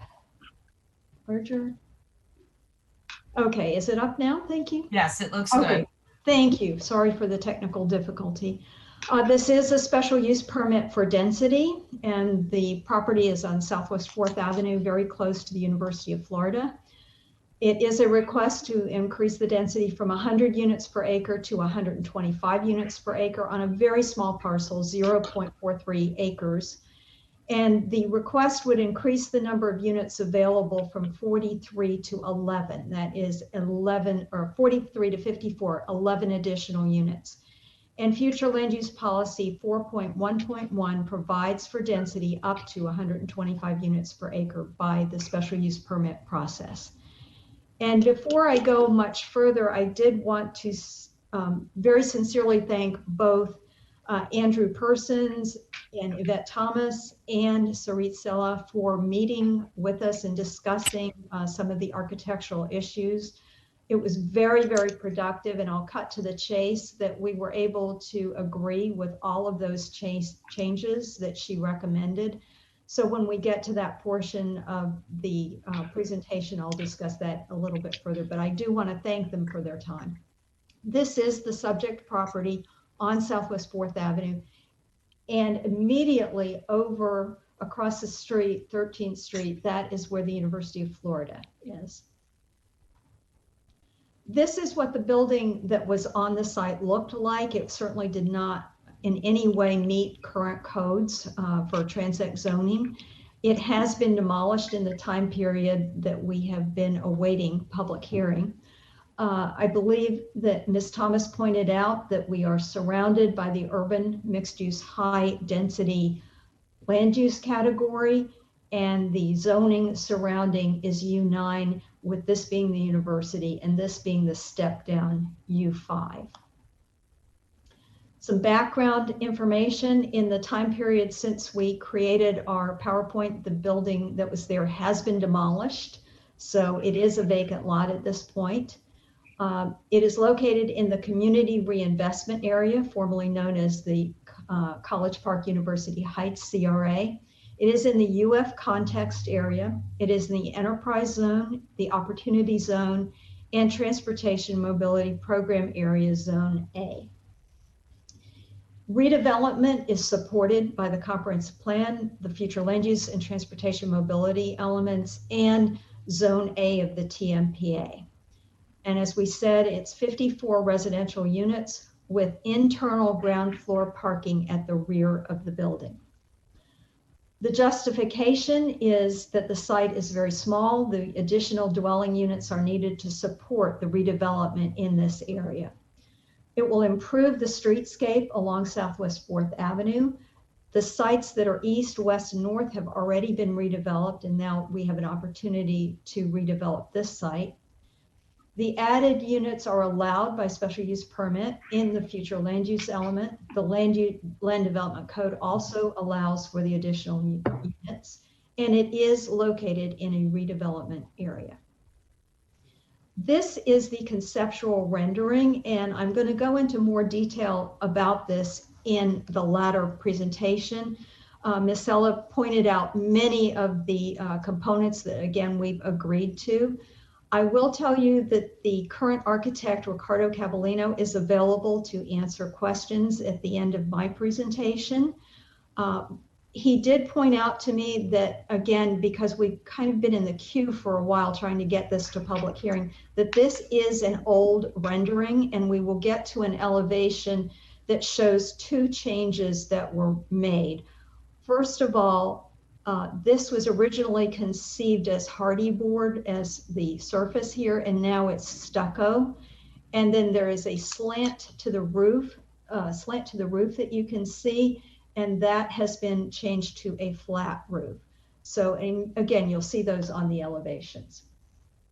This proposal is consistent with the comprehensive plan in terms of redevelopment to improve the streetscape.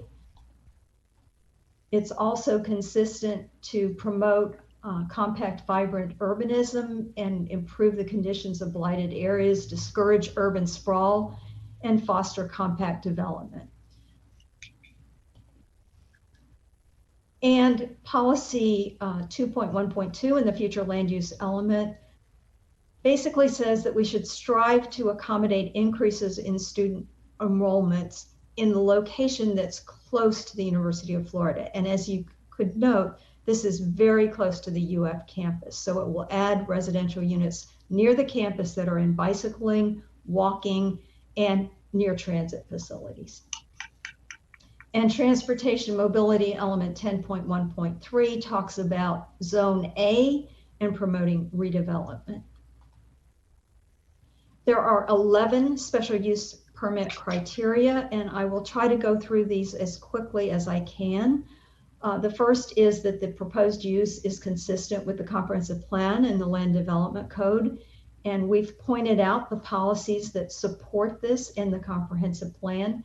And we say that the request is consistent with the land development code table that talks about density and special use permit requirements, and that the future land use policy that we just discussed supports higher density near UF.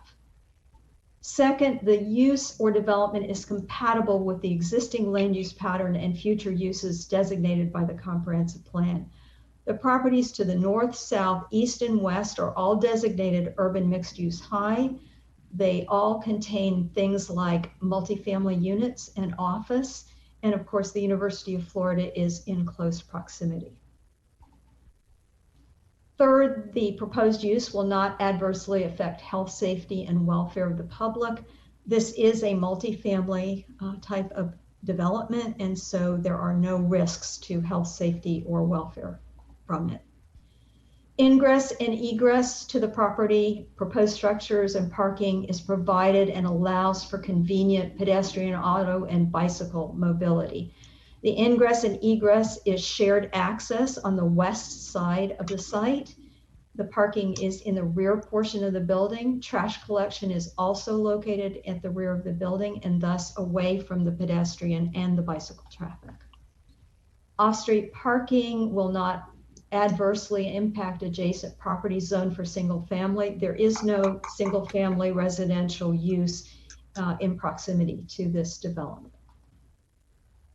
Noise, glare, exterior lighting, etc., not negatively impacting surrounding properties.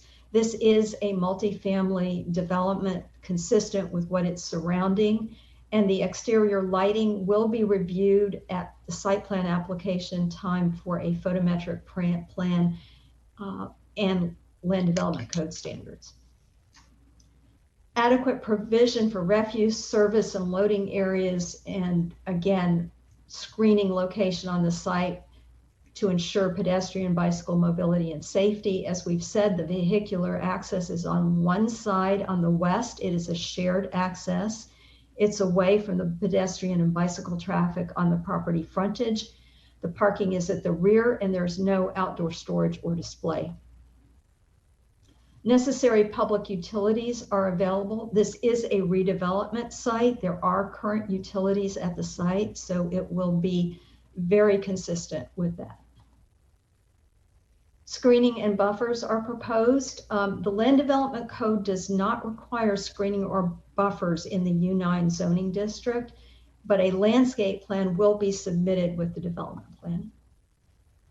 The hours of operation will not adversely impact adjacent single-family properties. Again, there are no adjacent single-family properties, and it is multi-family use.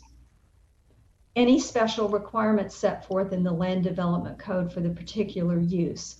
There are no special requirements set forth for added residential units. This is a special use permit for density and not for a particular use. A site plan has been submitted. The plan will meet the applicable code requirements, and the neighborhood meeting was held on December 11th of last year. Let's talk about project design compatibility. And again, the architect and the seller are both on our program tonight to discuss this further. We've talked about the red brick veneer columns and the accents on the floor for compatibility with neighboring properties. This area is very close to the University of Florida with a lot of red brick. Norman Hall is red brick, and many parts of the UF campus are. We have agreed with the recommendations from Ms. Sella and concerning the first floor buildings, and those will now have facades that have the red brick type of facing on them. Building massing is reduced by the volume breaks and projections and insets. Facade articulation includes multiple first floor entrances, changes in materials, expression line between the first and second stories. The building addresses Southwest 4th Avenue. So this is back to the rendering that we had. And again, I'm going to point out this is the latest elevation, and you will see that this is now a completely flat roof here. And it's no longer hardy plank in here. It has the elements of the stucco. This first floor, as recommended, will go to the brick type of styling. The paint colors we have agreed will all be in the more earth tone, muted tone type of thing. This is the west elevation. This is the east elevation. And this is the rear elevation where you can see the parking is underneath the building. And if I can go to the west elevation, you can see this is the entry into the parking from the driveway that is along this area. We are requesting approval of this application. The staff has recommended approval with the recommendations for architectural and design changes from Ms. Sella. And again, the applicant has agreed to all of those. I am happy to answer any questions. Mr. Reyes is here if you have any questions about the engineering, and Mr. Cavallino is also available if you have any questions about the architecture. Thank you, Ms. Lazari. Do we have any questions for the applicant from the board or any comments? Mr. Ackerman? Nice to see you, Amelia.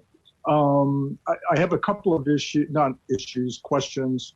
I have the improved architectural rendering of the new elevation faces the street. I'm interested to know what's on the ground floor other than parking. I'm sorry, Mr. Ackerman, I may need to ask for a little clarification. The ground floor on the front face has multifamily units only. Okay.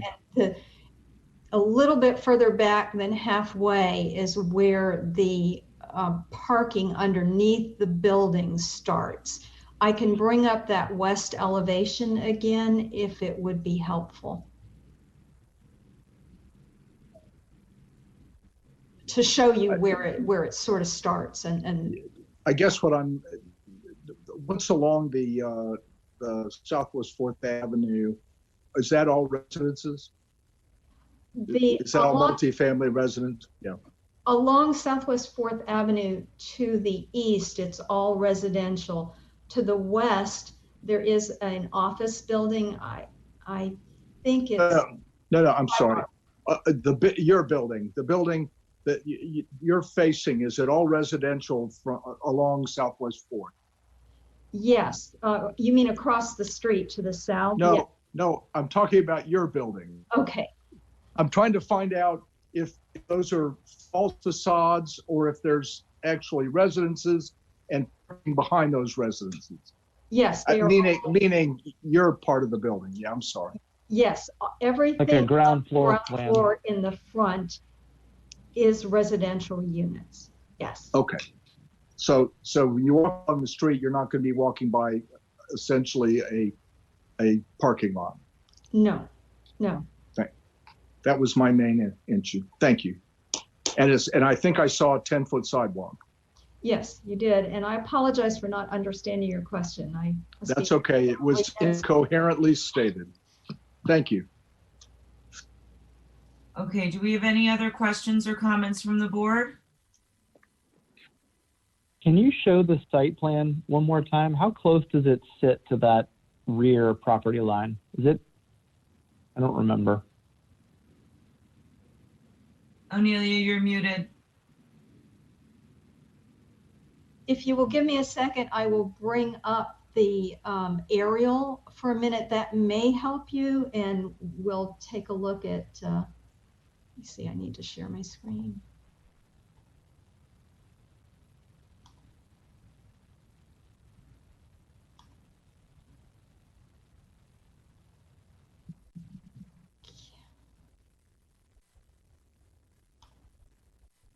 Can you see my screen now? It's coming up. Starting. Yes, now we can see it. Okay, thank you. I'm sorry for the delay. Thank you. I'm going to try to start with the aerial and see if that helps. This is the subject property, and then this is the building behind it. I'm now going to go to the elevations, because I think that may help us also. And even if there was a ground floor site plan, but yeah, we can do these. Okay, so I think I'm going to try to get back to Mr. Ackerman's question. This is all residential now. This is, the entry is set back here, but these are residential units.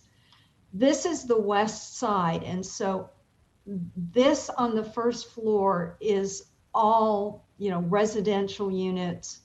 And then there's, I think, a utility closet back here. And then this is where the ground floor parking starts. So it's roughly halfway back on the building. It's a little difficult for me to show you aside from, I don't think I have the site plan available. Sergio, if you're on, would it be possible for you to bring up the site plan to show the location where it is near the rear of the building? Madam Chair, may I ask, share my screen and probably I will unshare my screen. Present couple of scenes.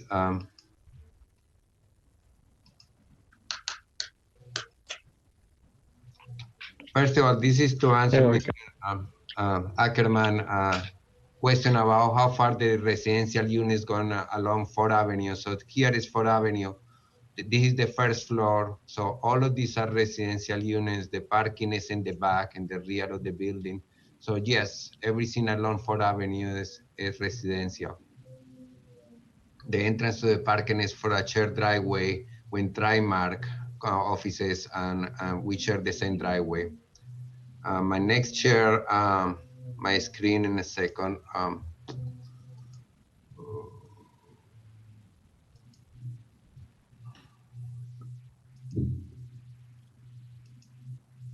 This is for James. Question about how close the building, the proposed building, get to the property lines. And the closest to the property lines, to the north property line, is that dimension in here, 8.13 feet. And to the property line to the east is 5.37. The building footprint, and it's kind of hard to see in this one, the building footprint in the back is a little bit reset from the parking footprint. The parking footprint, it goes around a foot off of the building footprint. All of this parking and again, all of this building. Hopefully that answered your questions. Yes, thank you.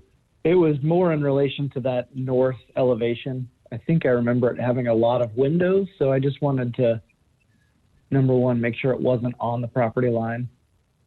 Yes. Because unfortunately, you're right. We had to leave some space because the building, the existing building to the north of us is pretty much a wall.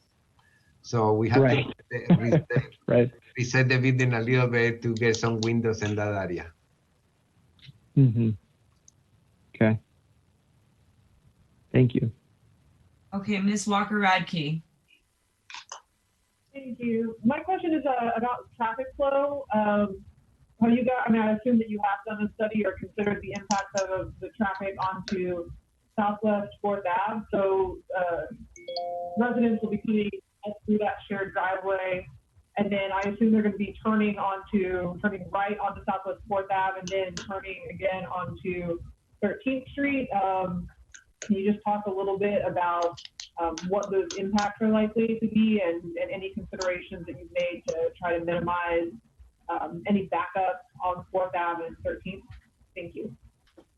Well, given the proximity of this property to the University of Florida and the lack of parking on the University of Florida campus, we would anticipate that during the peak hour especially, that most people would be walking or bicycling to the campus.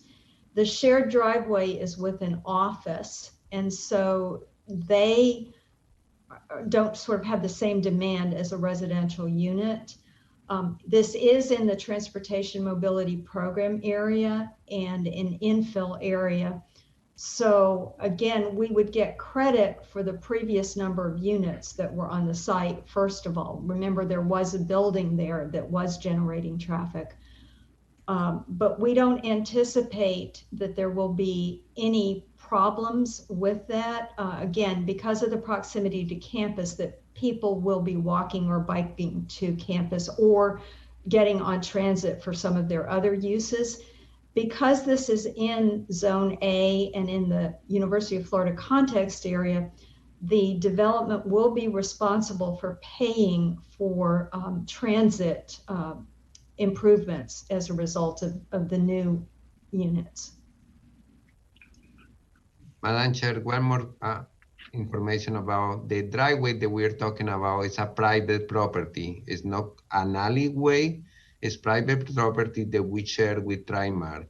So we're gonna share the driveway that they use today for their parking in the back also.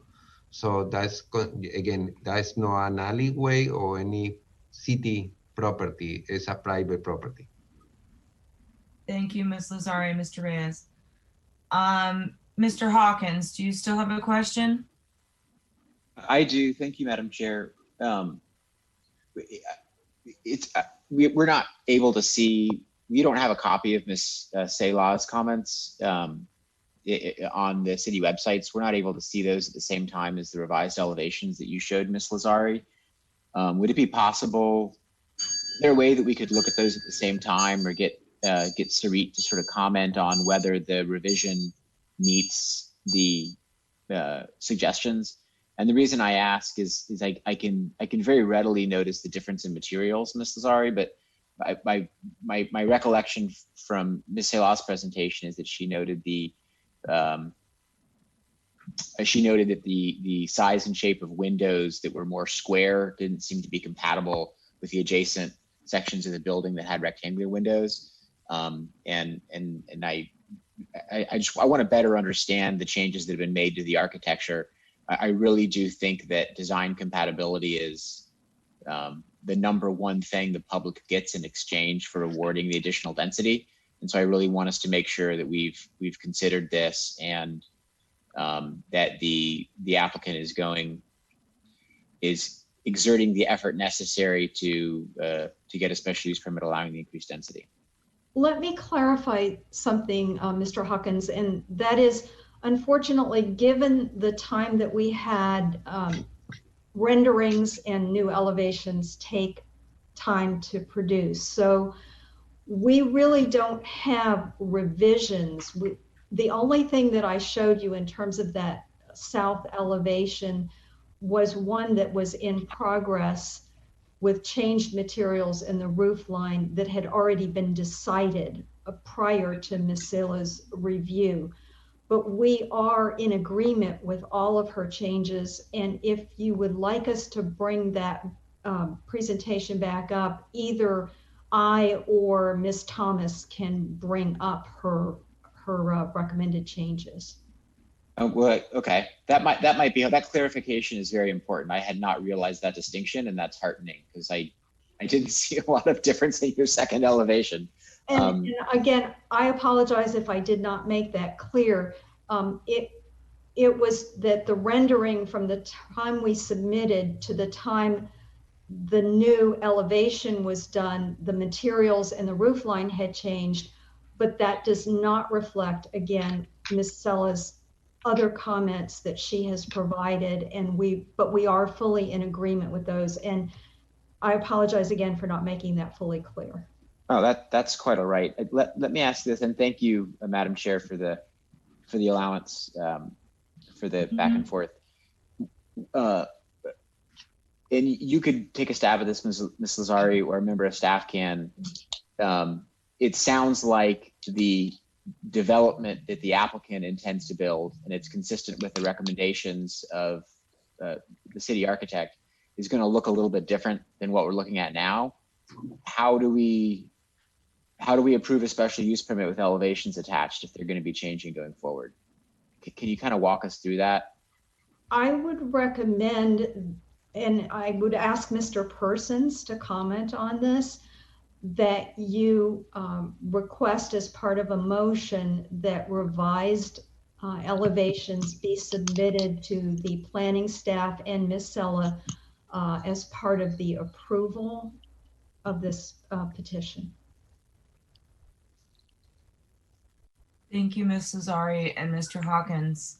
Mr. Persons, do you have any comment on that? Thank you, Madam Chair. Yeah, I think it's the pleasure of the board if you'd like, as Ms. Lazari indicated, that can be a condition of approval. You can also kind of strengthen that by saying that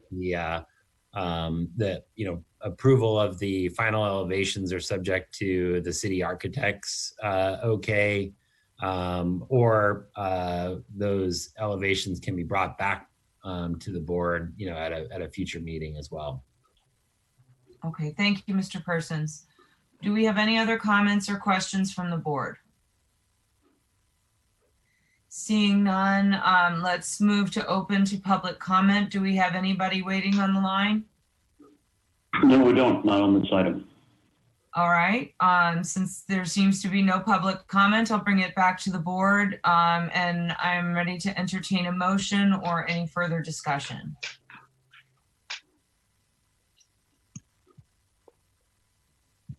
Mr. Ackerman? Madam Chair, I move that we approve PB 19-187 SUP based on the testimony we've heard today and the staff report, with the proviso that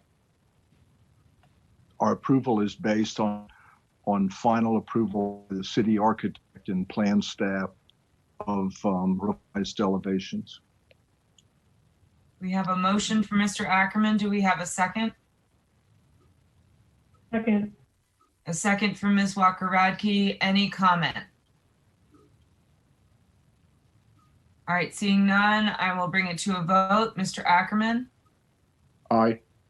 Mr. Blythe? Aye.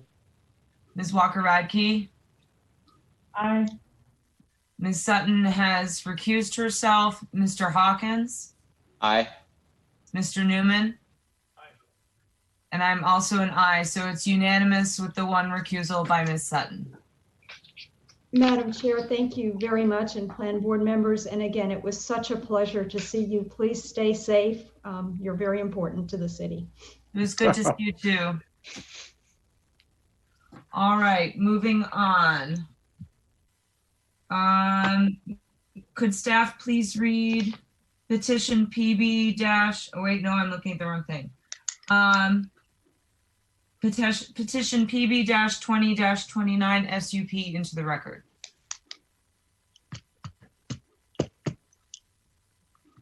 Curtis Davis, agent for Live Oak Shops Group, LLC, special use permit to allow storage and vending of chlorine considered a hazardous material within the tertiary zone of the Wellfield Protection District. And do we have, it looks like we have a staff presentation, Mr. Calderon? Yes, good evening, Madam Chair, members of the board. Lawrence Calderon with the Department of Sustainable Development. I believe I have shared my screen, if you can see it. Yes, we can see it. Yes, okay. So, Mr. Chair, this petition is with reference to a request for a special use permit, Wellfield special use permit, to allow the storage and retail dispensary of sodium hydrochloride, which is called chlorine, in the tertiary zone. The other person who would be making a presentation with me would be Lillian Calore, the environmental coordinator, and at the appropriate time, she will jump in. As you can see, the location of the subject property, US 441 and 34th Street, which is the extension of State Road 121. The Walmart is over on this side here. and the development is located at this section over here. And you could see the zoning on the property is mixed use 2, surrounded by PD, some multifamily residential, and across the street, mainly industrial type development. So the code states in that in section 30-3.28 that all new development in the tertiary, secondary, and primary zone would be required to obtain a special use permit. So this petition, as you see here, this is the location of the property, that green dot in the tertiary zone, and this is the secondary and the primary zone. Those dots in here indicate the number of gas stations which currently exist in the tertiary zone. And I know for a fact that you've approved this one right here, which was the most recent one we did for a gas station at this corner, and it's pretty close. And if you see the top drawing, it's located right here. This is a gas station located on this side. What we will do is, in order to grant the special use permit, the code also requires that we address the standard requirements for a special use permit, which I would go into now. It says that the petition must be consistent with the comp plan, and we have looked at it. And essentially, it's a redevelopment project. It touches on the deferral of blight in a certain area. It goes to the environmental protection in terms of protecting our resources, and the applicant is going through that special use permit process to achieve that. It's compatible with the second criteria, which would be comprehensive plan in terms of scale height. And the drawing below, as you can see, it gives you an indication of the scale and height of the shopping center, the existing shopping center, and the applicant would be occupying this bay. A tank would be here, and the proposed chlorine would be right in this location. The proposed use will not adversely affect the health safety. We've determined that. In terms of ingress and egress to the property, we've determined that the site is existing, and there are a number of vehicular use areas. You can see here the vehicular use area in front of the development. So there's equal ingress and egress, as well as off-street parking. The development is not going to generate additional noise that would be intrusive or have negative impacts to the area. And there is adequate provision for refuse, as you can see at the back of the building here, and adequate circulation to access those facilities from the internal to the shopping center. Necessary public facilities are in place, and there is adequate screening between adjacent properties. As you can see, there is a large stormwater basin, and right on the edge of the adjacent properties, which is the residential, you can see there's strong screening on this side. The hours of operation is not a factor in this case. The retail operation will function on the normal hours. And special conditions on the land development code would be the criteria of the well-fill special use permit. And at this time, I will call on Lillian to take over and give you the presentation on the environmental aspects and why we think that the project should be approved. Lillian? Right, thank you, Lawrence. So if you want to stop your screen share, I'm going to go ahead and turn mine on. Stop screen sharing. All right, can everybody see my screen? Yes, we can. Okay. So listed here are the additional criteria to be considered specific to the Wellfield special use permit. In addition to the general criteria, regarding criteria 2, that the development won't endanger the city's water supply, what the tank is actually storing, sodium hypochlorite, is liquid bleach, which can be used actually in much smaller amounts to treat drinking water. As far as environmental impacts go, it is very toxic to aquatic organisms, but overall it has limited environmental impact since it is very reactive and will rapidly react with organic matter, such as in soil, and break down quickly. But precautions should obviously still be taken to prevent release into the environment. The proposed holding tank, which will be between 1,500 and 1,750 gallons, will have a 2,275 gallon secondary catchment basin, so that if the tank suffered a catastrophic failure, all the contents would be retained within the secondary basin and not released into the environment. As for the remaining criteria, the site is connected to utilities, including water and wastewater. The applicant has indicated there are no unused wells or existing septic tanks on the site, but a field investigation will still be conducted during the permitting process to confirm this. There is no current or proposed underground storage of petroleum products or other hazardous materials. Regarding point 6, Alachua County EPD has reviewed the application for compliance with the Hazardous Materials Code and recommends approval with periodic monitoring, and there are no wetlands or other regulated environmental features on or close to the property.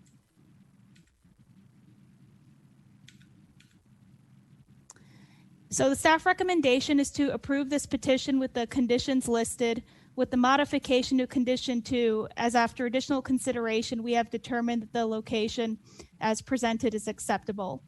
We also added in condition 4 after a conversation with the fire department today, that the applicant should obtain approval of the tank design by the fire department and pass inspection as well. So that's the end of our presentation, and we'll be happy to address any questions. Thank you. Thank you, Mr. Calderon and Ms. Calori.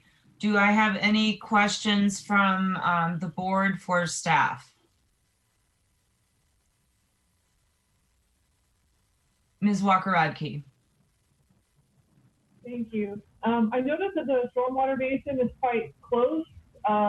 You said that the leach is quite reactive with organic matter, but that it poses quite a threat to aquatic life.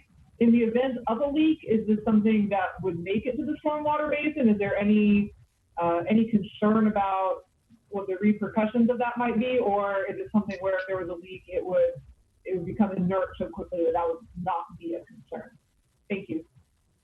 So, well, first of all, because it has a secondary catchment basin, if the main containment basin were to leak, the secondary basin is large enough that it should be able to hold the entire contents of the first tank. There's also an alert system and like manual drain valves, and they have a plan to conduct continuous inspections. So hopefully that wouldn't happen. But realistically, if it did actually get out into the environment and it was getting into the grass and the soil, liquid bleach breaks down really quickly. The hypochlorite ion would separate, and what you would end up is a reduced chloride ion, which it can exist in certain amounts in the water supply. It just would depend on the actual concentration. Thank you, Ms. Calori. Ms. Walker-Radke, does that answer your question? Sort of. I mean, the question was more, if it leaked, would we be looking at something where this could contaminate the stormwater basin and then go on to cause downstream effects? But it sounds like your answer is no, that it's very unlikely that it would get out, and that even if it did, it would chemically break down and be reactive to various organic matter before that became a problem. Yeah, exactly. It would break down very quickly. And considering there's no like wetlands or other sensitive environmental features nearby, the chances of it reaching down there before breaking down is almost nothing. Yeah. Mr. Newman? I think you're muted.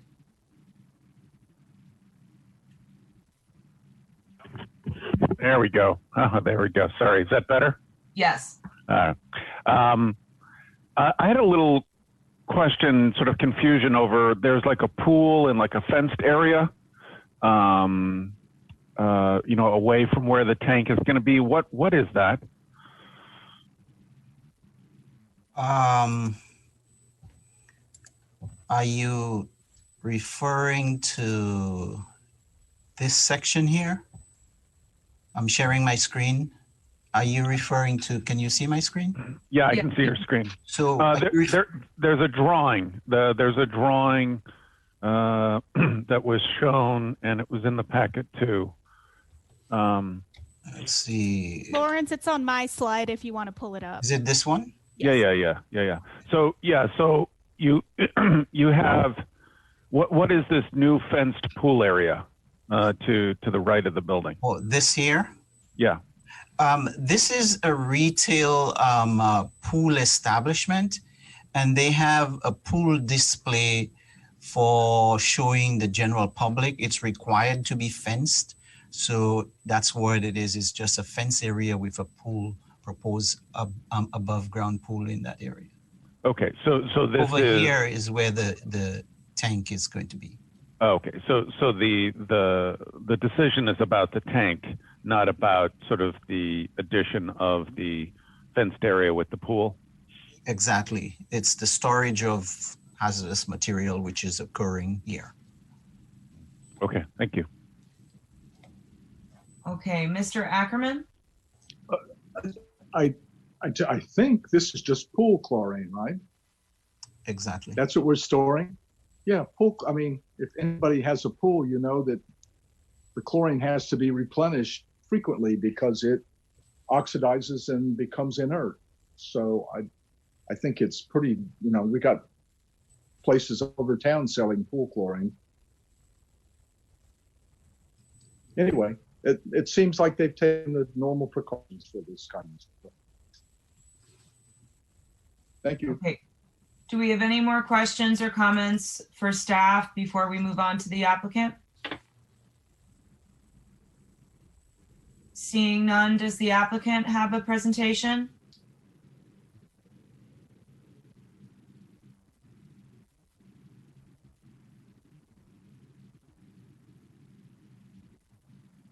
Brittany? I see the applicant here, Curtis, but I am not seeing his responding. Is Curtis Jones?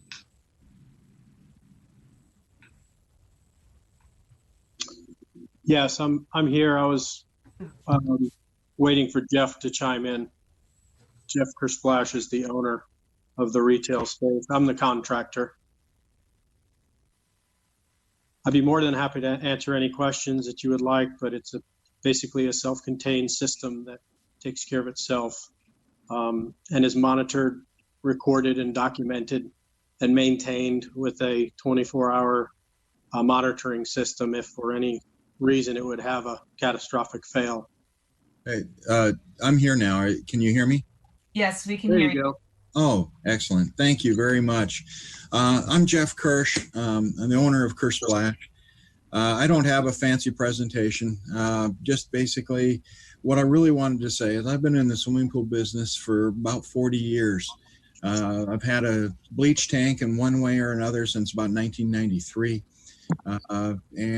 Honestly, it's a very safe, it's a very thing. In all those years that I've had it, had a bleach tank, I've never had a catastrophic failure. In fact, I've never really had a failure or a spill. I brought some other people along with me tonight. Dan Taylor is a representative from Brentag. Brentag Mid-South is our supplier for this product. He's much more knowledgeable about the subject, but we have done everything to be sure that the product is safe. It's in a reservoir of 130% capacity. So even if it does fail, even if the tank fails, everything would be caught right then and there, at which point then we can take care of it from there.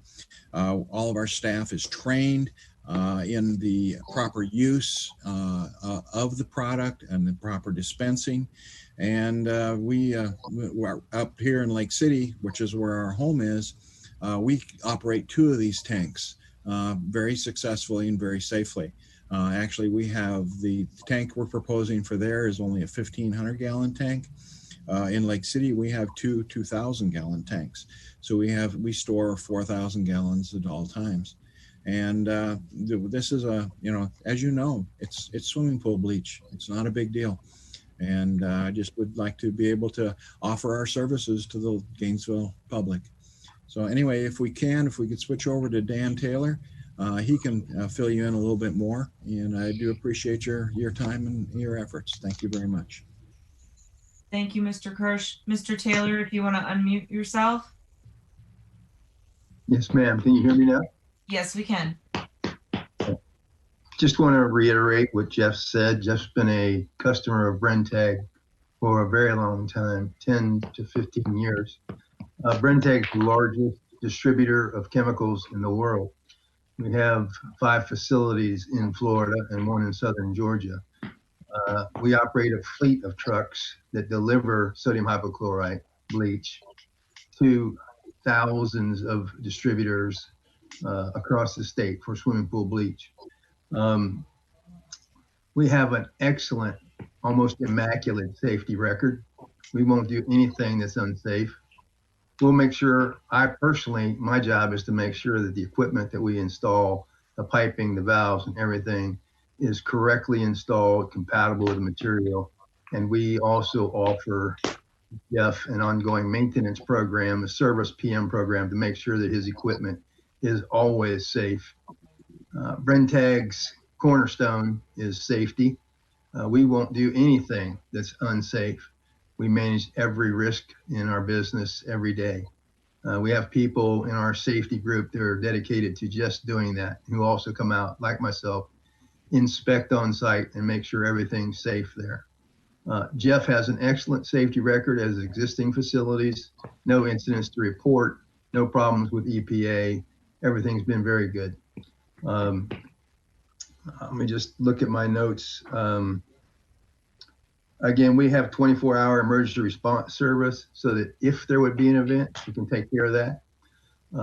The containment we offer for our tank will contain 130% capacity. So if that tank would fail, the secondary tank always does its job. And then my service crews react and repair and fix whatever's necessary. It's very infrequent that that even ever happens. One of your board members had asked about the impact if it would go into the water runoff area. As the young lady said earlier, sodium hypochlorite breaks down very, very quickly, especially in sand and gravel. Over the years, every company has a problem. And I'll give you an example. There was another company who had a tank truck of sodium hypochlorite turn over on Alligator Alley. The entire contents went off into the ditch of the alley. EPA was on site. I was a consultant there and was on site. The EPA didn't even require any cleanup, had no impact on animal life, wildlife whatsoever. The EPA realized that, okay, it hit the organic material, the grass and so forth, and it degraded within 24 to 48 hours. So environmental impact of sodium hypochlorite is extremely small, extremely limited. Your city probably uses some of our product to disinfect your drinking water every day. So sodium hypochlorite is a very safe alternative to all other types of chlorination in swimming pools. I think Jeff will do a great job in your city. I think he'll be a good community servant there. So if you have any questions, I'm happy to ask anything or answer any you might have. Thank you, Mr. Taylor. Do we have any questions for the applicant from the board? Am I still? Yeah, I'm on. Yes, you are. I have one more comment, and this is due to the final thing that was just added to the application regarding the fire department. I do wanted to say that the sodium hypochlorite is basically non-reactive. You can actually put a fire out with it. It's not like the incident that happened in Gainesville this week. It's kind of the opposite. This is the safest form of chlorine that we can use for swimming pools. So I just wanted to add that the fire departments everywhere love sodium hypochlorite because it is so non-reactive. Thank you, Mr. Kirsch. All right, do we have any questions or comments from the board? Seeing none, do we have anybody on the hotline from the public? No, Madam Chair, we don't. All right, since we seem to have no public comment, I will bring it back to the board for discussion or for a motion. Bob, are you waving at me? I can't find my hand waving thing. Madam Chair, I move the plan board approve PB 20-29 SUP based on the testimony here today and the staff report together with the additions that were included in the staff report. We have a motion for Mr. Ackerman. Do we have a second? Second. A second from Mr. Newman. Any discussion? All right, I'm going to take a roll. All those in favor, Mr. Ackerman, Aye. Ms. Sutton, Aye. Ms. Walker-Radke, Aye. Mr. Blythe, Aye. Mr. Newman, Aye. Mr. Hawkins. And I'm also an aye, so the motion passes unanimously. Thank you very much. All right, we have already done petition PB 20-57 earlier this evening. Staff, do we have any information items? No, we do not. All right, we have no information items, so I will call this meeting adjourned and we'll see you virtually in July. Thanks, everybody. Good night. Good night.